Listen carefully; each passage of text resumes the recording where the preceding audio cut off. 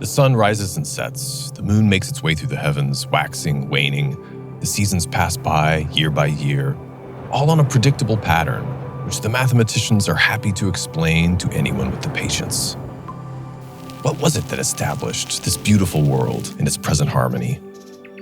If you take a stroll through the Forum and walk up to your average citizen of Rome in Caesar's day, he'll likely tell you it was Jupiter, the god of cosmic order.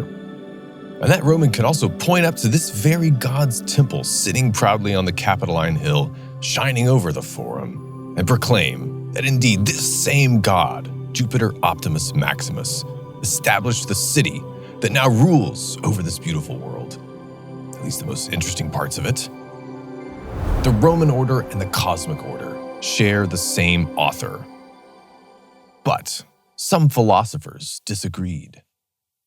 When Julius Caesar was later busy extending that Roman order over the entirety of what is now modern France and Belgium, and a little bit of Germany too, that is over the region that the Romans called Gaul, he took care to steal away moments here and there to keep up with literary affairs in the capital, corresponding with men like Cicero. And in the middle of these ferocious wars, we are reasonably well informed that Caesar read a certain poem that was just published by one of those disagreeable philosophers named Lucretius, a devotee of the long-dead Greek sage Epicurus. Caesar was already familiar with Epicurus and his doctrines before that, though. Already in the great crisis of the Catilinarian conspiracy, discerning senators who kept up with the latest Greek philosophy, men like Cicero and Cato, they could tell that Caesar was studying the teachings of Epicurus. Because the Epicurean philosophers taught that contrary to popular superstition, there was no afterlife. Death to us is nothing, and therefore not to be feared. Caesar's argument that the Catilinarian conspirators should be spared precisely because life in prison was worse than death, this argument depended on that Epicurean premise, that no torments at all await the wicked in the afterlife, just as sure as no heaven will welcome the righteous. The Epicureans also taught, contrary to the Stoics, Platonists, Peripatetics, and virtually all other philosophers of the ancient world, and indeed contrary to popular belief, that the world as it stands was not the work of some divine providence. It was a chance occurrence, by trial and error, as it were, of atoms of various shapes randomly swerving into each other and chancing to stick together. Certainly there were gods, but it in no way followed from that fact that the gods made and ordered the world, or that they did so with some end in mind, say, to benefit mankind. That was silly presumption, superstition even. Similarly, the pattern that orders human bodies is the product of chance and fortune. Our atoms are constantly in flux, and when we die, they scatter and are taken up by other bodies, plants, animals, the dirt of the earth. Once you attune your mind to this scientific reality, it will no longer strike you as cold and harsh, but liberating. And why should not the same truths apply to the human political order? What was the Roman Republic but a chance concatenation of people, circumstances, geography, and prejudices? Clear away all the fear and hope and superstition, and this realization can bring profound tranquility. All things are in flux, as Heraclitus remarked, and everything that comes to be passes away, or one day transforms into something novel, perhaps even something unprecedented. It's just the natural order of things.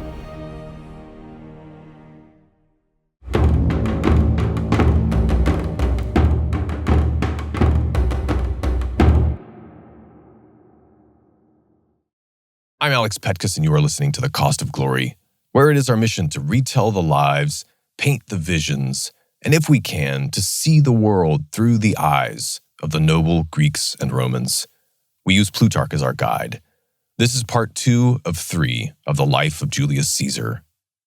And if this is the first biography that you're listening to in The Cost of Glory, a reminder that this series is part of a broader series that we're doing. I've called it Visions of Caesar.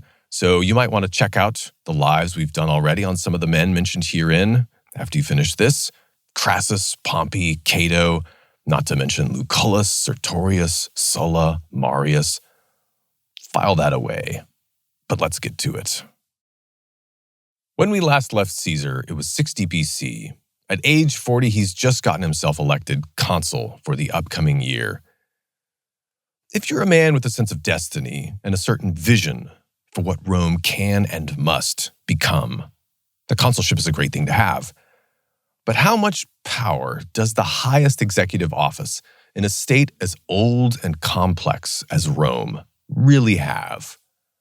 Consuls only serve for 1 year, after all. How much can you get done in a year? Especially when you have powerful enemies who couldn't possibly have the willingness or even the imagination to let your vision come true, who are determined to do everything they can to stop you. It is certainly clear to Caesar that the Optimate oligarchy have identified him as the greatest rising threat to their privileges and everything that they stand for. Correctly, we have to admit. At the cutting edge of this growing anti-Caesar coalition is Cato the Younger, an unlikely figure perhaps if you consider his age. He was only 35. But he was an old soul, and he fit right in amidst the gray-haired power brokers from the grand political families. And Cato infuses this soft and decadent bunch with the freshness of an austere moral purity. It gives their claims to tradition and respectability new weight. And now they have set all of their bulwarks of ancient precedent and constitutional obstructionism against Caesar. Cato and the Optimates have gotten their man Bibulus elected as Caesar's consular colleague to thwart him at every turn. Everyone also knows that nobody becomes a great man in Rome without a major military achievement, and Caesar's recent campaign as praetor to pacify some bandits in western Spain is just not going to cut it. And the traditional time for such a military success would be a more major assignment in your post-consular governorship. The term for this governor's office was proconsul. But the Optimates have also swayed the Senate to assign the proconsular commands to a laughable task of road work and forest security in sleepy Italy. Caesar, however, sees an opportunity because there's someone else that is starting to feel the numbing demoralization of having the establishment ranks close against him, and that is Pompey the Great.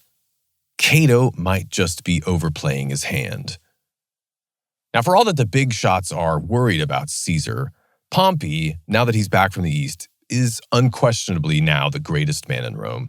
He's now effectively richer than Crassus, with all of his war plunder and his client kings who've racked up huge debts to him. And he's far more glorious, too, which, considering his predicament, it only underlines how powerful the establishment can be when it flexes its muscles. And these men are determined to tamp Pompey down. Pompey's big needs are, first, he's got tens of thousands of troops that he's promised to settle on little plots of land of their own in reward for their loyal service. This has been a customary expectation of victorious generals for a few decades now, since the days of Gaius Marius. And the state owns plenty of land. Pompey's even brought home the money to buy all the land that they need to get this thing done. But by the time that Caesar is elected, it's been 2 years or so, and Cato and his friends have thwarted all of Pompey's efforts to get these soldiers settled. Even though it's widely acknowledged to be a just cause, they've used various plausible excuses. They've stopped his friends in the Senate, the tribunes that are trying to do him a favor, the consuls that he's gotten elected. They're all getting blocked. It's just relentless. Secondly, of the things that Pompey needs, during his conquest of the East, Pompey made all these treaties and founded cities and appointed client kings. There are many financial implications to all of this. For example, Pompey can demand a massive tribute to Rome to guarantee some local dynast's throne. And then they say, oh, but I don't have the cash. And Pompey says, no problem, friend, I'll finance it. And then, he skims off steady interest payments as they whittle down their debt to the state. There's all kinds of ways to do this. But of course, much more important than the money was the glory and honor of being a great lawgiver to the East, of course. And for this legacy to be secured, Pompey wants to get all of his arrangements ratified by the Senate, who are in the Roman constitution supposed to be the final arbiter on foreign policy. Ideally, Pompey wants this all passed in a single block resolution. But his enemies are putting off discussion. Cato is filibustering. Some of the power brokers are insisting that every single decision that Pompey made be dissected with a fine scalpel. There are hundreds of points in his foreign policy arrangements to be subjected to critical discussion. Now, Pompey has spent his career up to this point getting extraordinary commands, skipping ahead in offices, and then skipping town to fight huge wars. And he's looked at the Senate and its wranglings with a kind of serene contempt. But for this reason, now, when he actually needs something from them, he's completely out of his depth at trying to navigate the complexities of high politics. He's pulling his hair out, sitting alone in silence in his grand Alban villa, staring at old trophies of his conquests, wondering if this is what the rest of his life is going to be like. One major thorn in Pompey's side is also his old rival Crassus, who is exactly the master in this domestic politics game that Pompey is not. Crassus is speaking up in favor of the reasonable proposals and the Optimates' calls for caution and due process with regards to these generous bills that Pompey's desperate to get passed. And Crassus is also swaying his powerful bloc of low-ranking senators to vote accordingly. Now, Pompey and Crassus, by far, Rome's two most powerful men. They've been at odds for more than a decade. But Caesar has gone out of his way to stay in favor individually with both of them. And he also knows that Crassus himself has got some vexing political problems to solve too. The Romans of the Republic preferred to leave much state work to private contractors, generally equestrians, men of the second rank. This way, they reasoned, there was no risk that a large, stable bureaucracy could ever become a power base to challenge the constitutionally elected leaders. Now, the Roman business syndicate that won the government contract to collect taxes in the wealthy East, naturally, when they were trying to get the contract, they bid high. But when they arrived in the wake of the devastation of Pompey's recent war with Mithridates, they discovered there simply was not enough silver in all of the East to squeeze out of the provincials to make up their contract. And they just cannot fulfill their promise to the state without catastrophic losses. They're pleading for a reduction of the amounts due to the fisc. Crassus is these men's biggest patron in the Senate, and he's also an investor. But the Optimates are blocking him hard here too. Cato, in particular, is tut-tutting the capitalists about the dangers of speculation and the importance of keeping your word in business. So, Caesar approaches Rome's twin towers. He probably has to do this many times, individually, together. If we knew the details, you can bet it would have been a masterclass in deal-making. But somehow, he convinces Crassus and Pompey to put aside their differences, stop their mutual squabbles, and let Caesar, equipped with the power of the consulship, get their policies passed. And thus, they make a pact between the three of them, the famous First Triumvirate. The main term that Pompey and Crassus agreed to was that they would do nothing against the interests of another man of the three. So it goes to show you how hard it was to bring them to the bargaining table. It's mainly a negative deal. This is an informal arrangement, and the men keep very quiet about it. Caesar's playing the general here. He wants to preserve the element of surprise. But they have great things planned, huge things. Caesar, it's worth keeping in mind here, is really the junior partner. I mean, he's far outranked by the other two. I mean, it's been called a duumvirate, and Caesar is kind of the broker of this. But traditionally, it is called a triumvirate. It's important, though, that also as consul, he will hold the cards in terms of having the initiative, the executive authority to do things. So all told, the triumvirate, it's going to be devastating. But Caesar characteristically also reaches out to respectable moderates, try to build a broader coalition base, including the orator Cicero. Cicero, again, he's a moderate populist. In his earlier career, he's above all a supporter of Pompey, which kind of earlier on put him at odds with the establishment, but he's recently been working his way into favor with the optimates too, especially since his consulship. So Caesar sees, well, Cicero could be very useful. Caesar's always a deal maker, always trying to make peace and win people over from the center. And Caesar really does try with Cicero. He even drops important hints that he's working to convince Pompey and Crassus to stop quarreling. Nudge, nudge. But Cicero says, sorry, I like you. And I love Pompey, but I can't commit to something like this. For Cicero and his new station in life, Caesar was just a little too far on the populist end of the spectrum. Cicero is putting all of his money these days on staying respectable. And Caesar must have felt this was short-sighted indeed. But very well then.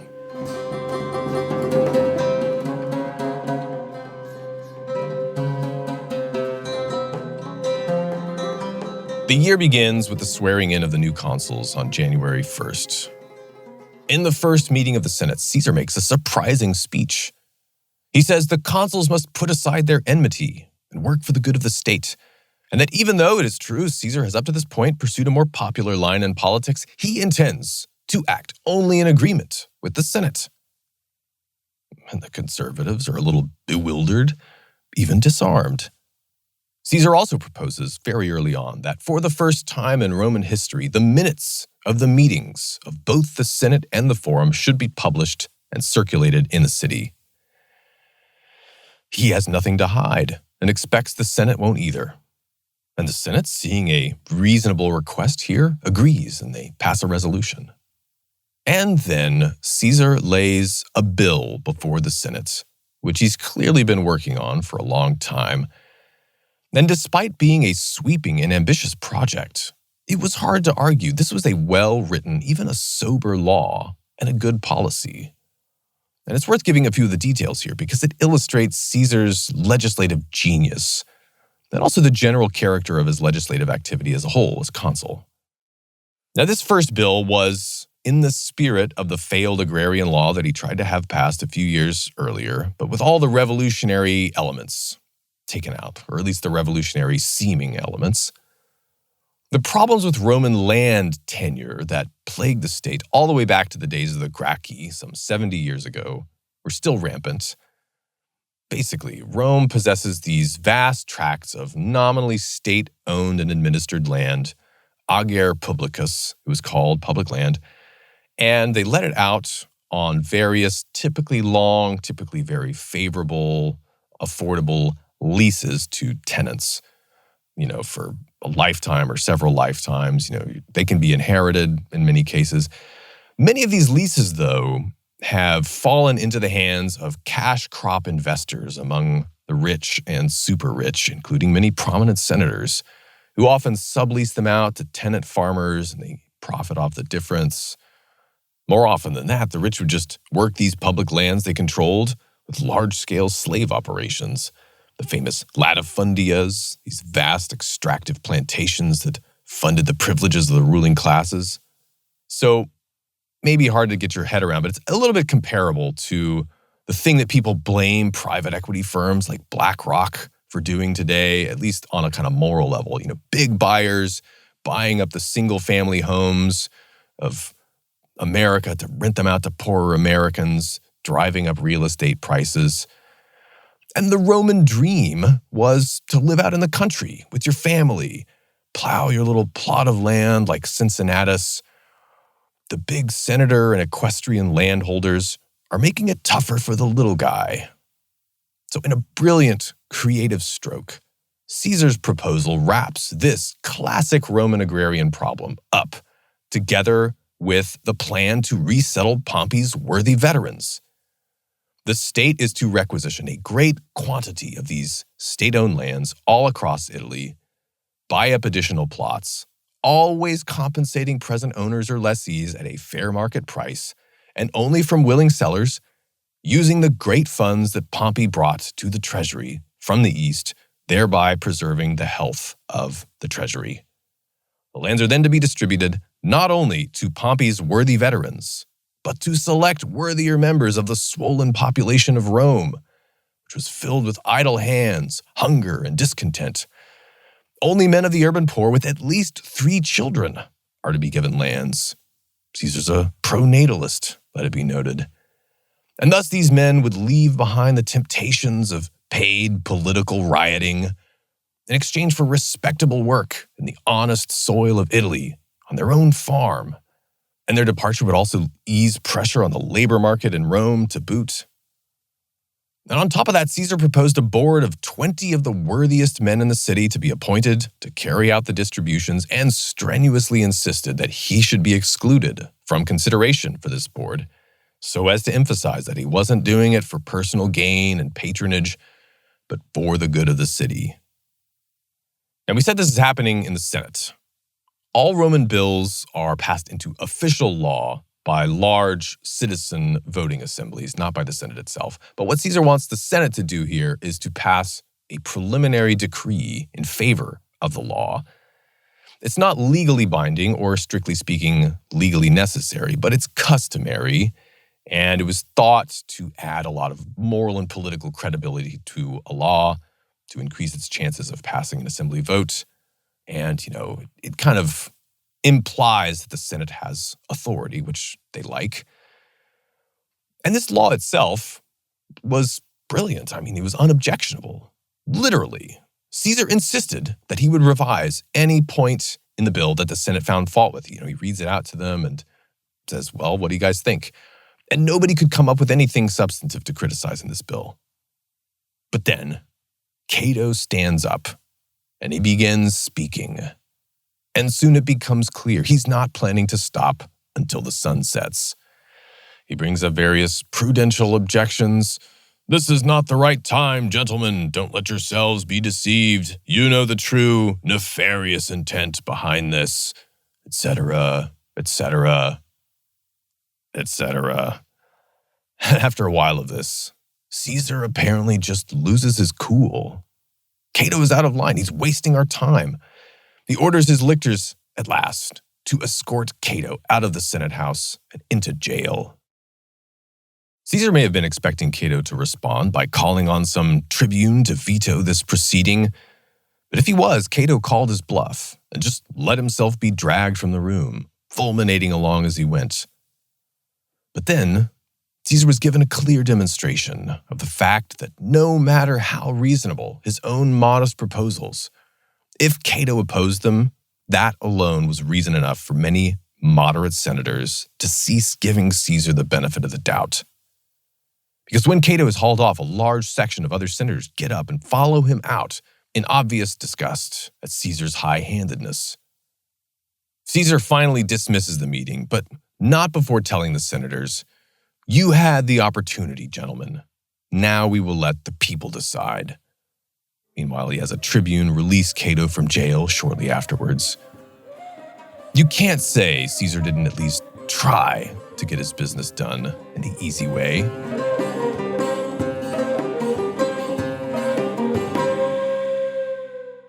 The Optimates must have been expecting what Caesar did next, and that is take it to the people anyway, the very next day.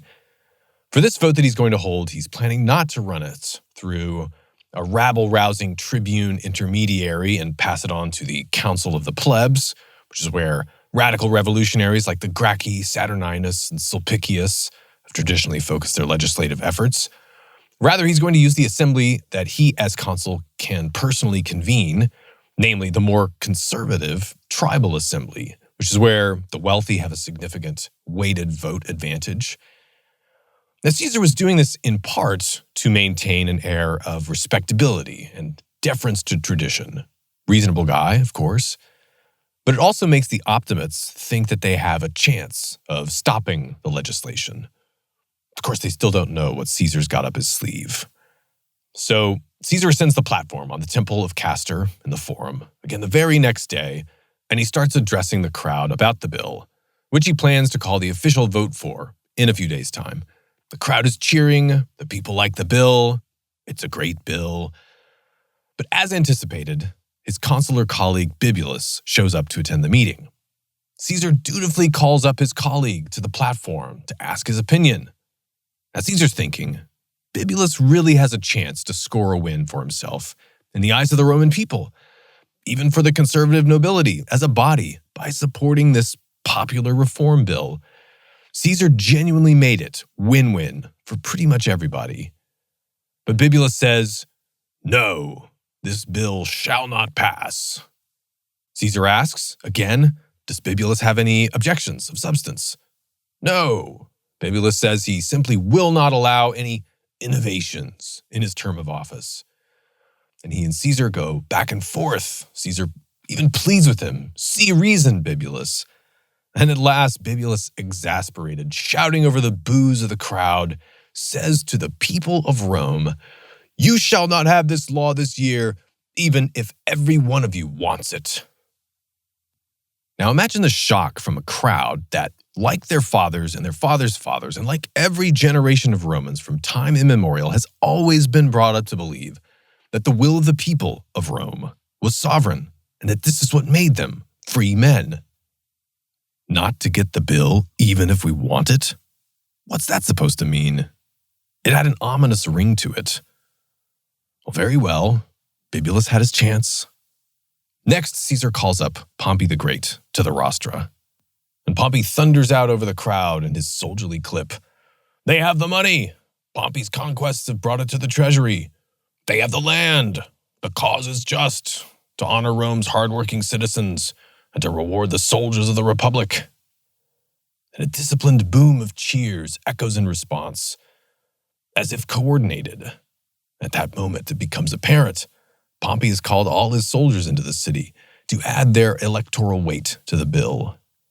And then, to Bibulus's ominous threat of extraordinary obstruction, Caesar responds by asking Pompey, "Pompey, will you lend your support against the opponents of the bill?"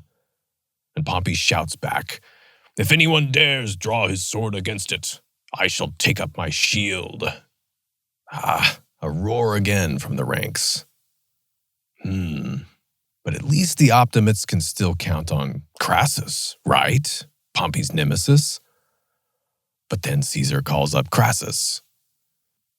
Crassus waves and gives his warm, billionaire smile. And then he speaks up in praise of good Pompey, the Republic's most loyal soldier, her champion conqueror. And Crassus is here to tell you that this bill has his full backing, and he urges the crowd to support our troops. Imagine how Bibulus and Cato's stomachs were churning then. Rome's two most powerful men, united behind the revolutionary in chief. And the meeting ends, a day is set for the voting, and then Bibulus raises the stakes. As consul, he makes use of a funny Roman religious technicality. Voting can only be held on certain days in any given year and can't be held on holidays. But the consul has the right to set the holidays. So Bibulus declares the remaining legal voting days in the year are all public holidays. This was extraordinary, unprecedented, unreasonable, and yet legal. What's Caesar going to do now? There was now an official religious sanction against holding a vote, one which would call into question the legality of any law passed in his term as consul. Most politicians would have backed down, take the loss, make speeches decrying the unprecedented abuse of procedure by their colleague, and try at least to salvage a moral victory. But Caesar has a huge popular and political mandate, and he decides, I suppose, that sometimes in these circumstances, the rules can simply be renegotiated in practice, according to a principle of natural justice that was higher than this or that particular temporal law. It was a risk, to be sure, but Caesar goes ahead and decides to hold the vote anyway. And on the day of voting, Caesar begins the morning with another rally in the forum. Tough-looking men ring the platform and line the entrances and exits to the forum. Pompey's off-duty soldiers there to make sure things didn't get out of hand. And Bibulus shows up with his lictors and a few tribunes, and Cato the Younger beside him. And the crowds part to let them approach the platform. Caesar actually thinks there's a chance here that Bibulus might have changed his mind. Surely that would be prudent. The bill is definitely going to pass. Might as well join them if you can't beat them, right? But as soon as Bibulus begins speaking, it's clear nothing has changed. Not only does he disapprove of the bill, he's determined to exercise his veto to stop these illegal proceedings. But before he can finish his thought, he is shoved down the stairs by some tough guys. Bibulus is filled with righteous indignation. To shove a consul of Rome. He is aghast, incensed. And fighting breaks out through the forum as men of conscience try to shove their way in and aid the affronted consul. But thugs grab the fasces from Bibulus's lictors, the rods symbolizing the consular imperium, and they break them up and smash them. Bibulus rips back his toga, bares his throat, and shouts, "I would rather stain these proceedings with my lifeblood than allow Caesar to pass this bill with wanton violence."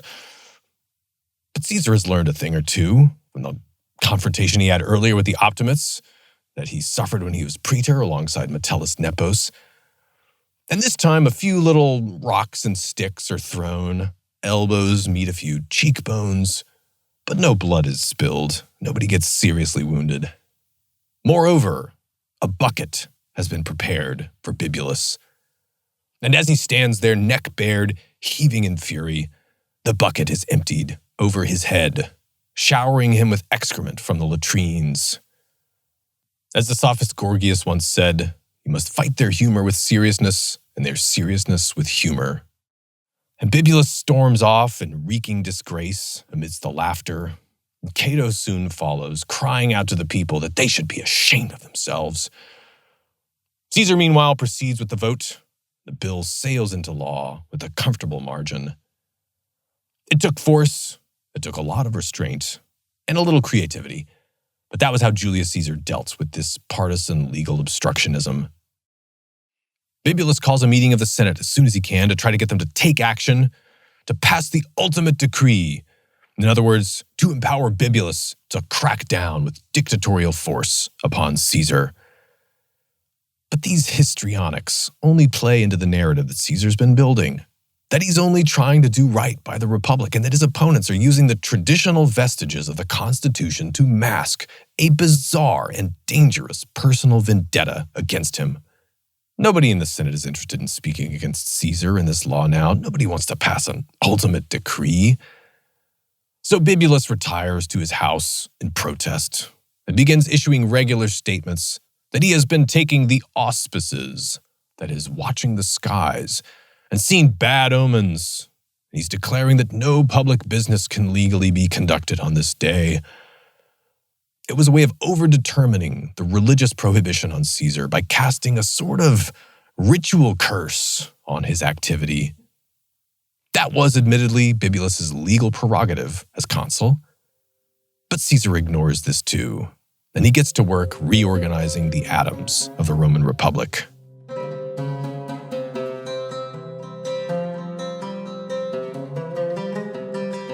The outraged Bibulus for the rest of the year boycotts the Senate and all public bodies of the state in protest to Caesar's high-handedness. Some witty Roman remarked at a dinner party that this year would go down in history as the consulship of Julius and Caesar. That joke starts to spread around town. But even with Bibulus absent, other hardliners in the Senate are speaking up, determined to oppose Caesar, most of all Cato with his ever-present threat of filibustering. Nowadays, politicians have to make it into a big rare stunt whenever they filibuster or promote it on social media. But Cato was the sort of man that could do this any and every day of the week. It was just business as usual for him. So Caesar just says, you know what? Have it your way. And he starts bypassing the Senate entirely for his legislative program. Soon he gets Crassus's debt relief deal for the equestrian tax farmers passed. A whole third of the promised taxes are written off in a single public assembly vote. And a key player here was one of Caesar's tribune of the plebs henchmen for the year, an ambitious and surpassingly ugly man, Vatinius. Vatinius had a warty face and a swollen neck from incurable scrofula. And for men like Cicero, Vatinius's condition could best be interpreted as only the just punishment of the gods for his foul character. But sometimes you just need a hatchet man, and that was Vatinius. As his reward for helping out with the tax relief bill, Vatinius is given the opportunity to amass cheap shares of the near-bankrupt equestrian contracting corporation in question, and then he watches the price soar as soon as the write-off makes them viable again. Even Caesar remarked that during their year of collaboration, Vatinius did absolutely nothing for free. Well, next, Caesar gets Pompey's entire eastern settlement ratified in another single public bill. But almost as an extra insult to the intransigent Senate, Caesar leaves many of the details in drafting this legislation up to the very same Vatinius. But this bill was a particular smack in the Senate's face because the Senate is traditionally, again, supposed to be the final arbiter in foreign policy. But if the Senate isn't working, does that mean the Republic has to stop working? So Caesar doesn't even ask them. The whole Mediterranean Empire is counting on Rome to get business done. There's no time to waste. Caesar also tried to keep the moral upper hand, meanwhile, by passing an important law and order reform aimed at curbing the excesses of provincial governors. Earlier, extortionary magistrates took advantage of many vaguenesses and ambiguities in the existing legislation. And so Caesar's new law features a detailed list of unacceptable crimes, specifying penalties for them all, and it also widens the scope for prosecution to include the governor's staff and contractors who were in the business of helping a greedy proconsul offload the agency of industrial-scale plundering operations. And this was a brilliant law that even detractors like Cato couldn't find fault with. And in fact, this law remained on Roman books for many centuries into the imperial period. But Caesar really has a knack for solving big problems like this. Well, Crassus and Pompey, Caesar's partners in the Triumvirate, they're happy, for now, because he has delivered. He's gotten them everything that they wanted. But Caesar still hasn't gotten anything of substance for himself. And his opponents are now consolidating into a hardened bloc, and they're openly promising to prosecute Caesar for all of his constitutionally dubious legislation as soon as his term is up. So to ward off his enemies, Caesar resorts to a strong shield. With all the goodwill that he's built, he makes the best possible marriage connection you could hope for at Rome, and he offers his single child, his daughter Julia, to Pompey the Great. Pompey had already divorced his earlier wife for infidelity upon his return to Rome from the east. It's funny enough, Caesar was actually one of the likely culprits, but probably not the only one. But Pompey, looking at his happy soldiers, thinking of his incredible, stable patronage network among the Eastern client princes, it was easy for him to say, that was all behind them, right? So they get married, Pompey and Julia, and Caesar has secured an incredibly powerful son-in-law that will help with defense in the coming years, at least. But what about offense? The historian Sallust observed that already years earlier, Caesar was eager to find a great military command in which he could display his virtue, or rather his virtus, as Sallust called it. Virtus, that particular Roman quality of awe-inspiring manly excellence, was not just the thing that built the strongest political system in the Mediterranean, it was also the thing that won the Romans their great empire. Think of the great names of Roman history: Fabius, Marcellus, the Scipios, Aemilius Paulus, Marius. In the eyes of the Romans, there's no way to display that pinnacle of virtus, the sort of excellence that makes you fit to be the first man in Rome, without a truly glorious military campaign, which Caesar is, of course, not going to have much scope for in the woods and roads of Italy, his current post office provincial assignment. So Caesar sets his eye on a very interesting, developing geopolitical situation occurring quite close to home comparatively, in Gaul. Gaul, modern France more or less, was where his uncle, the great Gaius Marius, made a name for himself, smashing tribes that were on their way to invade Italy. And more recently, Catiline was stirring discontent among tribes on the Roman border, and Gaul planning to get them to invade and serve as foot soldiers when he launched his revolution. Caesar sees some real geopolitical reasons why Gaul might be a very interesting sphere of action. More on all that shortly.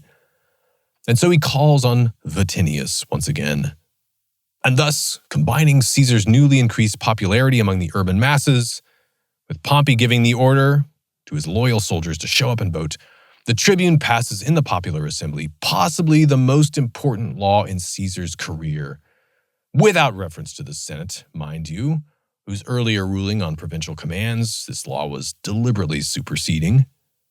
The Lex Vatinia, as it was called, cited recent disturbances along the northern border as an excuse to give Caesar the command of both Cisalpine Gaul and Illyricum.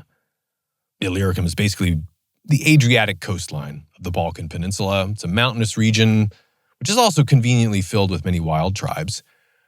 Cisalpine Gaul is more or less what we call northern Italy today.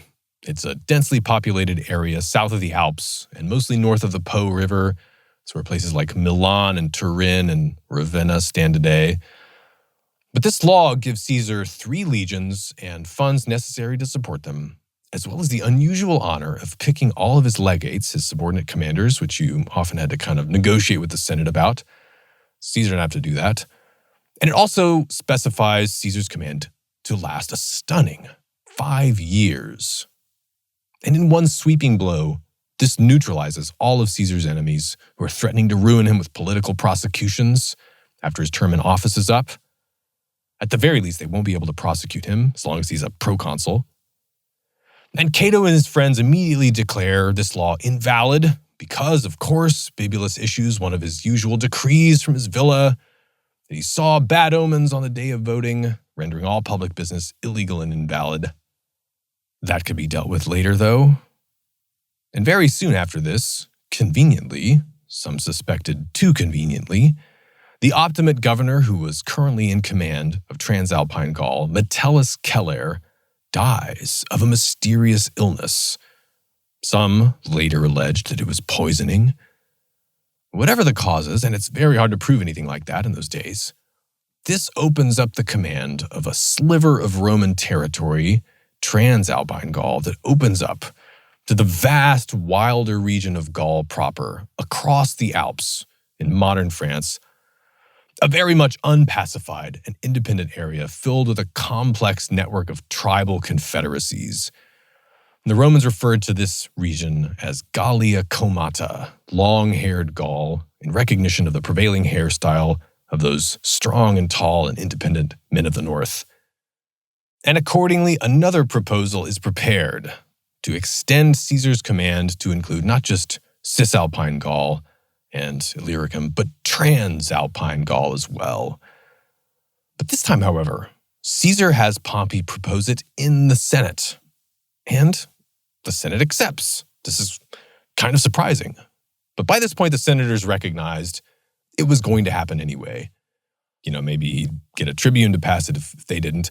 And they reasoned that it could be very useful to at least try to preserve the impression that they still had some real authority. But the payoff for Caesar is that it implicitly legitimizes his legally questionable provincial commands from the tribunary law of Vatinius. So this is a smashing, singular political victory for Caesar himself, and he feels so exultant that he even lets his guard slip for a moment one day in the Senate. During a heated debate with some opponents on Cato's side, he exclaims, "Amidst the intransigent groaning of my adversaries, I have achieved what I aimed for, and now I will stomp on all of your heads." It took a lot to make Caesar lose his cool like that. It's a telling indication of how, amidst his amazing legislative successes as consul, the opposition was building.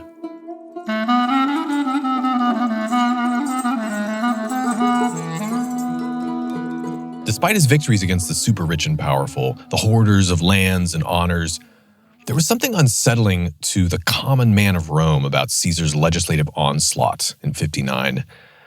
Bibulus's religious prohibitions were not just the arcane casuistry of some old-fashioned fool. When Romulus, the ancient father of Rome, was trying to decide where exactly to lay out the ground plan of his new city, he looked to the skies to consult the birds. Which corner of the temple of the sky did the bird fly from? How many were there? In what pattern? Auspices, avis spicium in Latin, looking at the birds, literally. This is a trusted way of opening oneself up to the subtle signals of the immortal gods who guaranteed the safety and prosperity of the Republic. Even a man who was privately skeptical of traditional religion, like Cicero, felt it was immensely important for public morale to uphold these traditions on which the city was founded, literally. And as the term wears on, many politicians take note and they begin speaking loudly against Caesar's unilateral anti-tradition platform to more and more receptive crowds. Caesar's critics even include many of the younger, stylish set of up-and-comers like Gaius Curio, who becomes one of the most popular speakers of the year for his anti-Caesar barn burners. Even Cicero is starting to grumble publicly about the lawless regime taking hold in his city. In response, Caesar brings one of the young wild cards firmly into his fold. Clodius the Handsome, you may recall, is the man who nearly cuckolded Caesar once at the rites of Bona Dea in the very house of the chief pontifex. Well, Clodius has been trying for years to make his big move in populist politics, but he's decided on an unusual strategy. Like Caesar, Clodius is from one of Rome's ancient patrician families, the Claudian clan, which means he's legally ineligible for the office of tribune of the plebs, which is only open to plebeians. And mind you, this hereditary distinction between plebeians and patricians was important in the early days of the Republic, but it's not all that politically or socially important anymore, except in a few cases like this one. But this does mean that Clodius needs to get his citizenship status legally changed from patrician to plebeian if he wants to become tribune of the plebs, and he's been trying to do this for a long time. And there are various religious prohibitions on this sort of change, but Caesar, as Pontifex Maximus, and Pompey, who is one of the augurs, they use their priestly authorities to fast-track Clodius to plebeian status, and they get him adopted by a promising young plebeian, and Clodius's new father-in-law is barely 20 years old, several years younger than Clodius. Presumably he was chosen because it was funnier that way, kind of like Nero making his horse consul. And of all the Romans, Cicero is probably the most horrified by this. Clodius has become one of Cicero's most determined personal enemies, and this unholy abomination of a citizenship change comes about just in time for Clodius to launch his campaign for tribune of the plebs for the upcoming year. And that office can be extremely dangerous in the hands of a determined man. Of course, Caesar gave Cicero a chance, many chances in fact. As Caesar's starting to make his arrangements for his Gallic campaigns, he gives it one more go. He even invites Cicero to join him as legate on the campaign, as one of his staff officers. He'll be safe from Clodius. Cicero politely refuses, out of principle. With Cicero, as with so many other good and talented men, Caesar always tried. But for all that Caesar was getting his way in politics, there was one thing that still eluded him: the woman he loved. Caesar was, of course, famous for being able to get any woman he wanted. We've discussed some of the rumors. Pompey's wife. He was even rumored to have seduced Crassus's wife. I think that's implausible. It's probably a calumny cooked up by his enemies, but who knows. Later on, there's, of course, Cleopatra. And these affairs that he had with the wives of, Roman aristocrats, they were probably often strategic, getting the upper hand on a potential rival through the bedroom, gather intelligence perhaps. But Caesar also seems to have had a genuine soft spot for intelligent, high-status women. The lady he was most devoted to as a lover over many years was married to another man. Her name was Servilia. Servilia might even have made a beautiful match for Caesar as a wife. The husband could be dealt with, maybe divorced and married off to someone else. But in this world, she was off limits entirely, because she was the half-sister and therefore legally dependent on Caesar's greatest enemy, Cato the Younger. So they have to be discreet, but not too discreet. Caesar would bring her exotic gifts, such as this giant pearl costing 6 million sesterces that we read about. Cato knew this was going on. During the debates in the Senate over the Catilinarian conspirators, Caesar was famously handed a private letter while Cato was in the middle of orating. And Cato demands Caesar read the letter out loud if it's so important. And then to Cato's great embarrassment, it turns out to be a love letter from Servilia to Caesar. And I don't know, perhaps that was even part of Servilia's appeal, just one more way for Caesar to test the limits of what was possible by having to sneak behind the back, not only of her husband, but of her half-brother too. But Caesar has been without a wife for some 3 years now, and he decides it's time to tie up that loose end. So he courts the hand of another woman, the daughter of a prominent senator, Lucius Calpurnius Piso. Piso, her father, was a wealthy, respectable man, and he shared Caesar's interest in Epicureanism. He went much deeper than Caesar had time for. Piso liked to take time off, to discourse with the intellectuals and poets that he supported in his mansion on the Bay of Naples.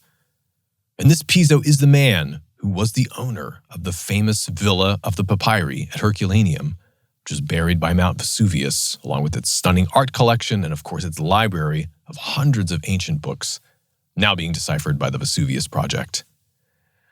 But Piso's daughter, Calpurnia, becomes Caesar's wife, and she was faithful and loyal, and the two remained together for the rest of Caesar's earthly life, all the way up until the Ides of March in 44 BC, when it was she who had a disturbing dream the night before and warned Caesar not to go down into the forum that day. Of course, there were political implications for any marriage like this. Caesar supports Piso's bid for the consulship for the upcoming year. Piso wins.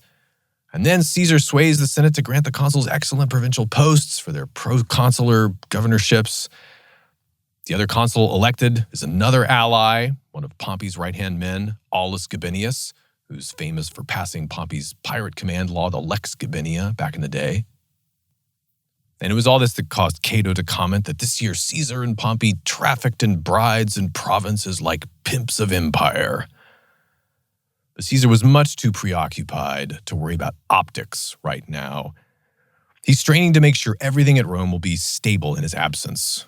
Because despite his occasional reaches across the aisle, his year as consul has added up to be a massive bridge-burning operation, permanently alienating him from substantial sets of the Roman aristocracy, many of whom have the ear of the people. The Triumvirate is getting unpopular. Caesar's political associates are getting rotten fruit thrown at them in the theater. Crassus is masterfully keeping himself behind the scenes as usual, but Pompey, the great conqueror, is getting booed in the forum, and he's not sure he signed up for this.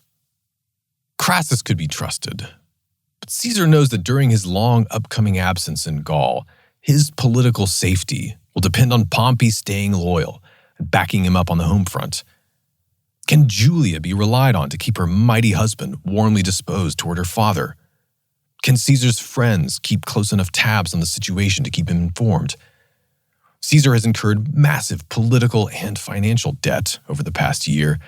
Can he wage a military campaign glorious enough to give him leverage when he returns? Can he make enough money through plunder and conquest to pay off his astronomical debts? He's about to find out.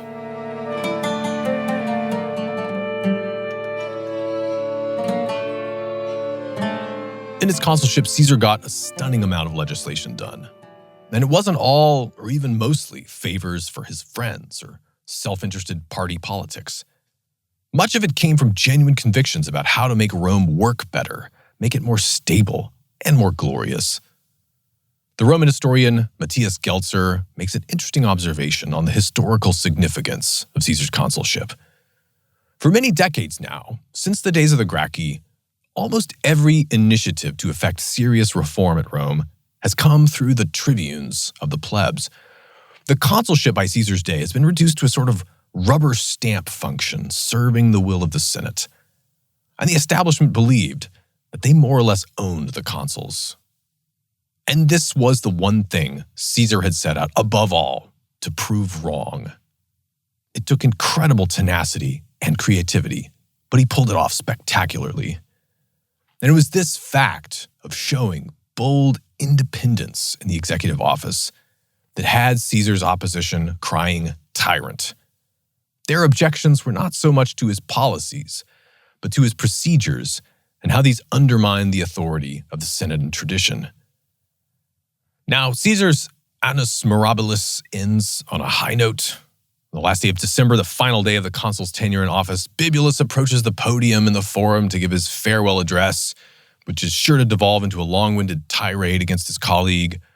But Clodius, now in office as one of the tribunes, vetoes the proceedings and legally shuts Bibulus up.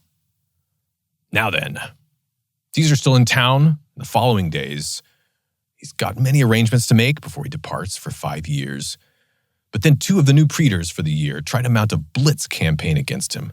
They immediately open inquiry into Caesar's unconstitutional actions as consul, propose the Senate declare the entire legislative program invalid, and they have a tribune friend of theirs summon Caesar to face prosecution in the people's court. So, Caesar preempts his enemies. He crosses outside the legal limits of the city, the pomerium, and officially begins his term as proconsul. So he kind of hastens his departure. And this gives him immunity, and the proceedings against him flounder immediately. But it was an unmistakable signal from the establishment. They were, in Gelter's words, giving him notice of a fight to the death. It's clear the campaign before him in Gaul is not just a matter of glory and ambition, but a question of political self-preservation. You can't emphasize this fact enough that the whole time he's facing a constant string of new crises in Gaul, Caesar's back is against a wall of furious and determined opponents back home. But some people perform better in that kind of situation. Now then, Gaul. One thing you might have heard of. During the Gallic Wars, Caesar produced one of the world classics of military history. It's a manual for generals, statesmen, diplomats. It's filled with lessons for anyone taking on a grand and difficult project. His personal commentaries, year by year. They're called De Bello Gallico, On the War in Gaul. Now, this book began as his annual war reports to the Senate and the people of Rome, and then he later edited them and republished them as a collection. We recently did an 8-part series on this show, diving deep into this text and the war itself, so you can check that out for a detailed account of the campaigns. But here I want to cover some of the highlights and put them in the broader context of Caesar's grand strategy, both for the war and for his schemes on Rome. Now, Caesar's got a lot to prove with the big war. The Gauls are a very worthy adversary. As we've said, the Romans control a strip of territory in Transalpine Gaul. It's a strip along the southern coast of France. But the vast majority of Gaul, that is, more or less, we're talking about modern France, Belgium, some of Germany, even a little bit of Switzerland. This is a territory several times the size of Italy. It's inhabited by a patchwork of well-organized and relatively prosperous independent tribes of Celts, or Galli, as the Romans call them. And these people do have a particular significance in the Roman consciousness. Gauls were the only nation ever to sack Rome itself during the days of the Republic. That happened long ago in 390 BC, but it was seared on the Roman mythic imagination. However, only some 40 years earlier, another powerful coalition, the Cimbri and the Teutones, came very close to pulling it off again, and they were stopped by Caesar's uncle-in-law, Gaius Marius. But Caesar doesn't want to just charge in and start attacking Gauls at random, claiming territory for Rome with some specious call for revenge of ancient wrongs like Alexander did in Persia. The Cimbri were just one tribe among scores of others who, in their eyes, had nothing to do with the Cimbri, for one thing. And Caesar, of all people, needs to be extra careful that every aggression he makes can be plausibly explained in the framework of Roman notions of a just war, because his enemies at home are scrutinizing every move he makes. So he's got to find some way to get himself in the mix in Gallia Comata and Wild Gaul. And here's what he does. He uses the classic Roman strategy by employing the groundwork that various Roman commanders and diplomats have already laid out long in advance for him. He finds little guys to champion who happen to be Roman allies. So it just so happens that right around this time, a huge tribe of Gauls is making preparations to organize a great migration into better lands. They're called the Helvetii, and we'll call them the Helvetians. They live in this cramped valley in modern Switzerland, which is a region that the Romans called Helvetia after this tribe. And the Helvetians are a tough and growing nation. They're also tired of getting harassed by their German neighbors to the north, so it's understandable. They want to move their whole people out somewhere in western France near the coast. And Caesar gives this elaborate backstory to all of this, talk of moving the people. In the first book of his Gallic war commentaries, he talks about the Helvetii getting stirred up by certain nobles with schemes for seizing power. It goes all the way back to the year 61. And it's kind of puzzling, but I think it's a pretty solid indication that Caesar has been basically keeping a close watch on Gallic geopolitics for quite a long time, well before his consulship. He's well informed. Now, to take these lands that they have in mind, the Helvetians are probably going to have to do some conquering of the softer tribes occupying them. But even to get there in the first place, the best route takes them through the territory of some Roman allies, the Allobroges. And there's even a tiny little strip of land that the Romans claim as part of Transalpine Gaul. And this is the key first opportunity for Caesar. So at the first sign of these Helvetians being on the move, which is fortunately that very spring in March, Caesar summons all of his forces and then he personally blitzes north to Geneva, which is the capital city of the Allobroges. And the Helvetians hear that he's there and they send emissaries to ask for peaceful passage. Caesar says, "Gentlemen, give me a week or two to think about it." He sends them home. Now then, the Helvetians come back on a specified date, and they are shocked to find that not only has Caesar mustered all of his troops, he's also constructed already an immense fortification, 16 feet high, 19 miles long, a wall and a ditch completely blocking them off along the river that they have to cross. And this is one of Caesar's famous hallmarks. He's stunningly fast. And he tells the Helvetians, "I thought about it, and sorry, we can't have tens of thousands of fighting men and hundreds of thousands of people moving through our province and the territory of our allies. It's a security risk." And the Helvetians did have something like 90,000 men in arms and 300,000 total people that they were trying to move.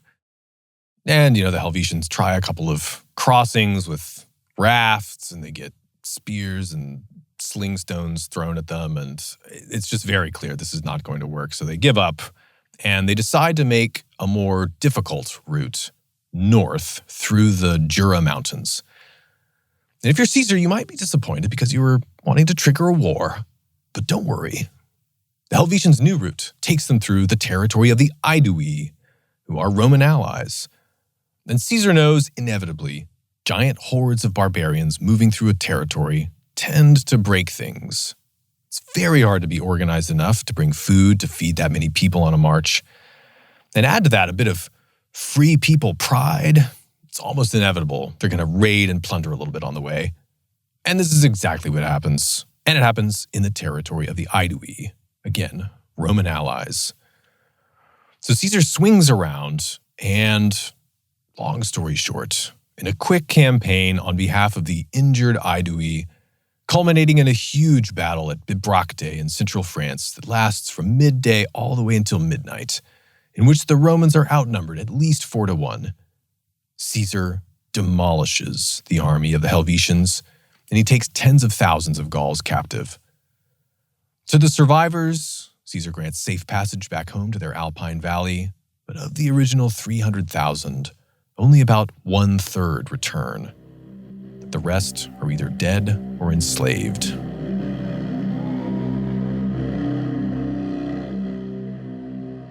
Caesar's first campaign against the Helvetians is a brilliant, shockingly effective victory that has people talking all over Gaul and Italy.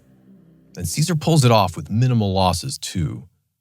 The campaign showed many of the hallmarks of Caesar's brilliant generalship that he would use again and again versus superior numbers in Gaul. There was the decisive advantage the Romans had in their logistical capacities. They're better organized, better financed. They're able to buy supplies locally without pissing anyone off with raids. And they generally don't have as many mouths to feed as the Gauls do. And then there was Roman military science.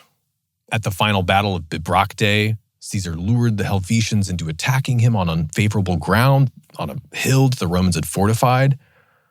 Caesar also has superior weapons, the pilum, for example, which is this spear with a soft iron head which bends down awkwardly and gets stuck once it impacts an enemy shield, making the shield useless. They have to drop it. And above all, there was the incredible force of character of the commander himself. At Bibracte, Caesar dismisses his horse out of sight. He has all of his officers do the same to show the nervous troops that their commander is going to win or die with them. But it's after this first campaign that Caesar really begins to unfold his grand strategy for the region. Now, Caesar studied Gallic political culture very carefully. As he explains in his commentaries, Gallic society is arranged in a kind of fractal pattern. Gallic noblemen rate their status based on how many dependents they hold sway over, that is, how many people are willing to fight on their behalf, mainly. And it's similar with Gallic clans dominating other Gallic clans, all the way up to cities, and then the superstates, the tribes. Their world, the world of the Gauls, is constantly in flux, and every political and military effort of the Gauls is aimed at maximizing one's influence over others through intrigue, persuasion, or force of arms. And these struggles for dominance amongst themselves give meaning to the Gauls' constant raids and wars with one another. Now, for a long time, the Aedui, these Roman allies we've mentioned who Caesar just quote-unquote defended, these people were once the supreme tribe in central Gaul. Recently, they've been displaced by another powerful tribe, the Sequani. And now it's the Sequani who are the patrons and the Aedui who are the clients. And Caesar sees an opportunity here too. Now, in the first book of his commentaries, so we're in the first year of the war still, Caesar narrates a famous episode with a German warlord king named Ariovistus. Ariovistus is the reason that the Sequani were now in power instead of the Aedui. The Sequani brought Ariovistus and his great German war band over from across the Rhine as mercenaries to help them overpower the Aedui. And this worked, but at least as Caesar tells it in the commentaries, some of the Sequani apparently feel that Ariovistus is now abusing his power, planning never to leave, and planning, or threatening at least, to import other German tribes into Gaul from across the Rhine and to colonize the place for themselves. Oh, and by the way, Ariovistus is holding some of the noble sons of the Aedui as hostages. Bingo, Roman allies. Now, it's important to note that the Gallic war commentaries are not just an objective account of Caesar's doings, but also brilliant and subtle wartime propaganda. Again, think proconsular war reports to the Senate and the people of Rome. Well, the way Caesar tells it in the commentaries, he listens to the entreaties of not just his allies, the Aedui, but also the Sequani, and he steps in as their patron. And accordingly, he makes some demands of this German king Ariovistus that he stop abusing these poor Gauls who hired him. And Ariovistus, as you would probably expect, and I think as Caesar would probably expect, he tells Caesar to mind his own business. Not surprisingly, they end up fighting a war campaign in which the Romans win a decisive victory, chasing Ariovistus in shame back across the Rhine. Romans can now breathe a sigh of relief, since the extremely scary and warlike Germans will now keep to their sphere in the wild woods of the Black Forest, or whatever, on the other side of the river. So, it was a war with Ariovistus, right? Well, other ancient sources very tellingly call this campaign the war with the Sequani, Bellum Sequanicum. And Caesar uses a large number of cavalry drawn from the nobility of the Aedui to help him win it. And the result of the war here with the Sequani, the war with Ariovistus, the result is that Caesar reestablishes the Aedui in their position of supremacy over the Sequani. So now it's the Aedui who are the patrons, once again, and the Sequani are the clients. So I think whether you're a Caesar critic or a Caesar admirer, you should be able to appreciate the scale of what he's done here.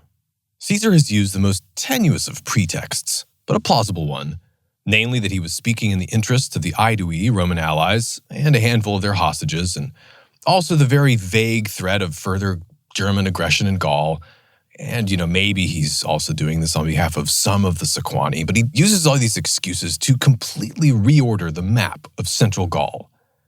In the Aedui, he picked an underdog, he made them the overdog again, and then they became his dog.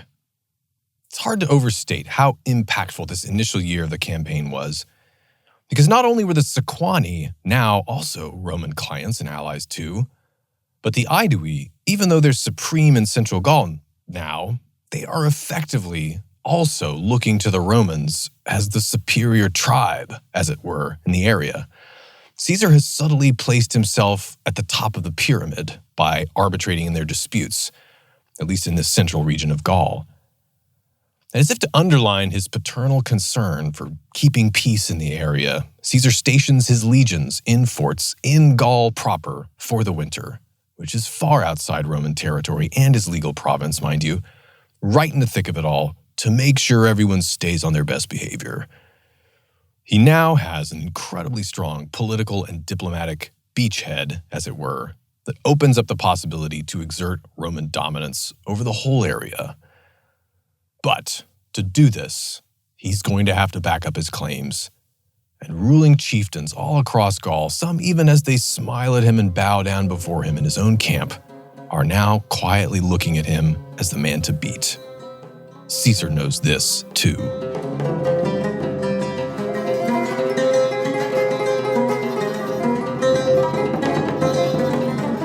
Gaul as a whole is divided into 3 parts. One of these is inhabited by the Belgians, another by the Aquitani, and the third by a people who in their own language are called Celts, in ours, Gauls. Those are the famous first lines of Caesar's Gallic war commentaries. So in the first year, Caesar took on the last of these sections of Gaul, the central area, Gaul proper. And that campaign was a challenge and a success. But in the second year, Caesar is really put to the test, because he decides to turn his attention to the most warlike section of all of Gaul, the men of what's now northern France and Belgium, that is, the Belgians. These people are further away from the softening effects of Mediterranean civilization, closer to the Germans, so naturally they're more warlike and independent and scarier than those more southerly Gauls. Now, Caesar claims here at the beginning of this year that he hears reports that the great Belgian tribes are all exchanging embassies and hostages amongst themselves, and they're assembling a huge army to challenge this outrageous Roman incursion into Gaul from the previous year. And he says that they are provoked, not least, by disgruntled nobles in Gaul proper. So Caesar wants to disrupt this challenge from the Belgians before it consolidates. What he does is he gently persuades a new Gallic friend of his, Diviciacus, who's the chief druid of the Aedui, to provoke the Belgians with the raid. Now, he doesn't order the Aedui to do this, and so he has a little bit of deniability for not starting the fight. But as he expected, the Belgians retaliate in a clumsy way, and they end up attacking some certain brand new ally of Caesar's in northern France. And with that, he's got the perfect excuse to mount an aggressive defensive war, and he gets about it. Now, the Belgians have assembled an enormous coalition of what he says is 300,000 fighting men, and their camp at one point is 8 miles wide. Caesar himself has been actively recruiting new legions, but his army is still just around 1/10 that size. So he starts winnowing down the tribes first by orchestrating raids on their home countries. They're all kind of gathered in this one central location, but he, attacks their homes on the fringes, and tens of thousands of men break off. They go defend their homes. There are some battles. Many of the Belgians end up submitting.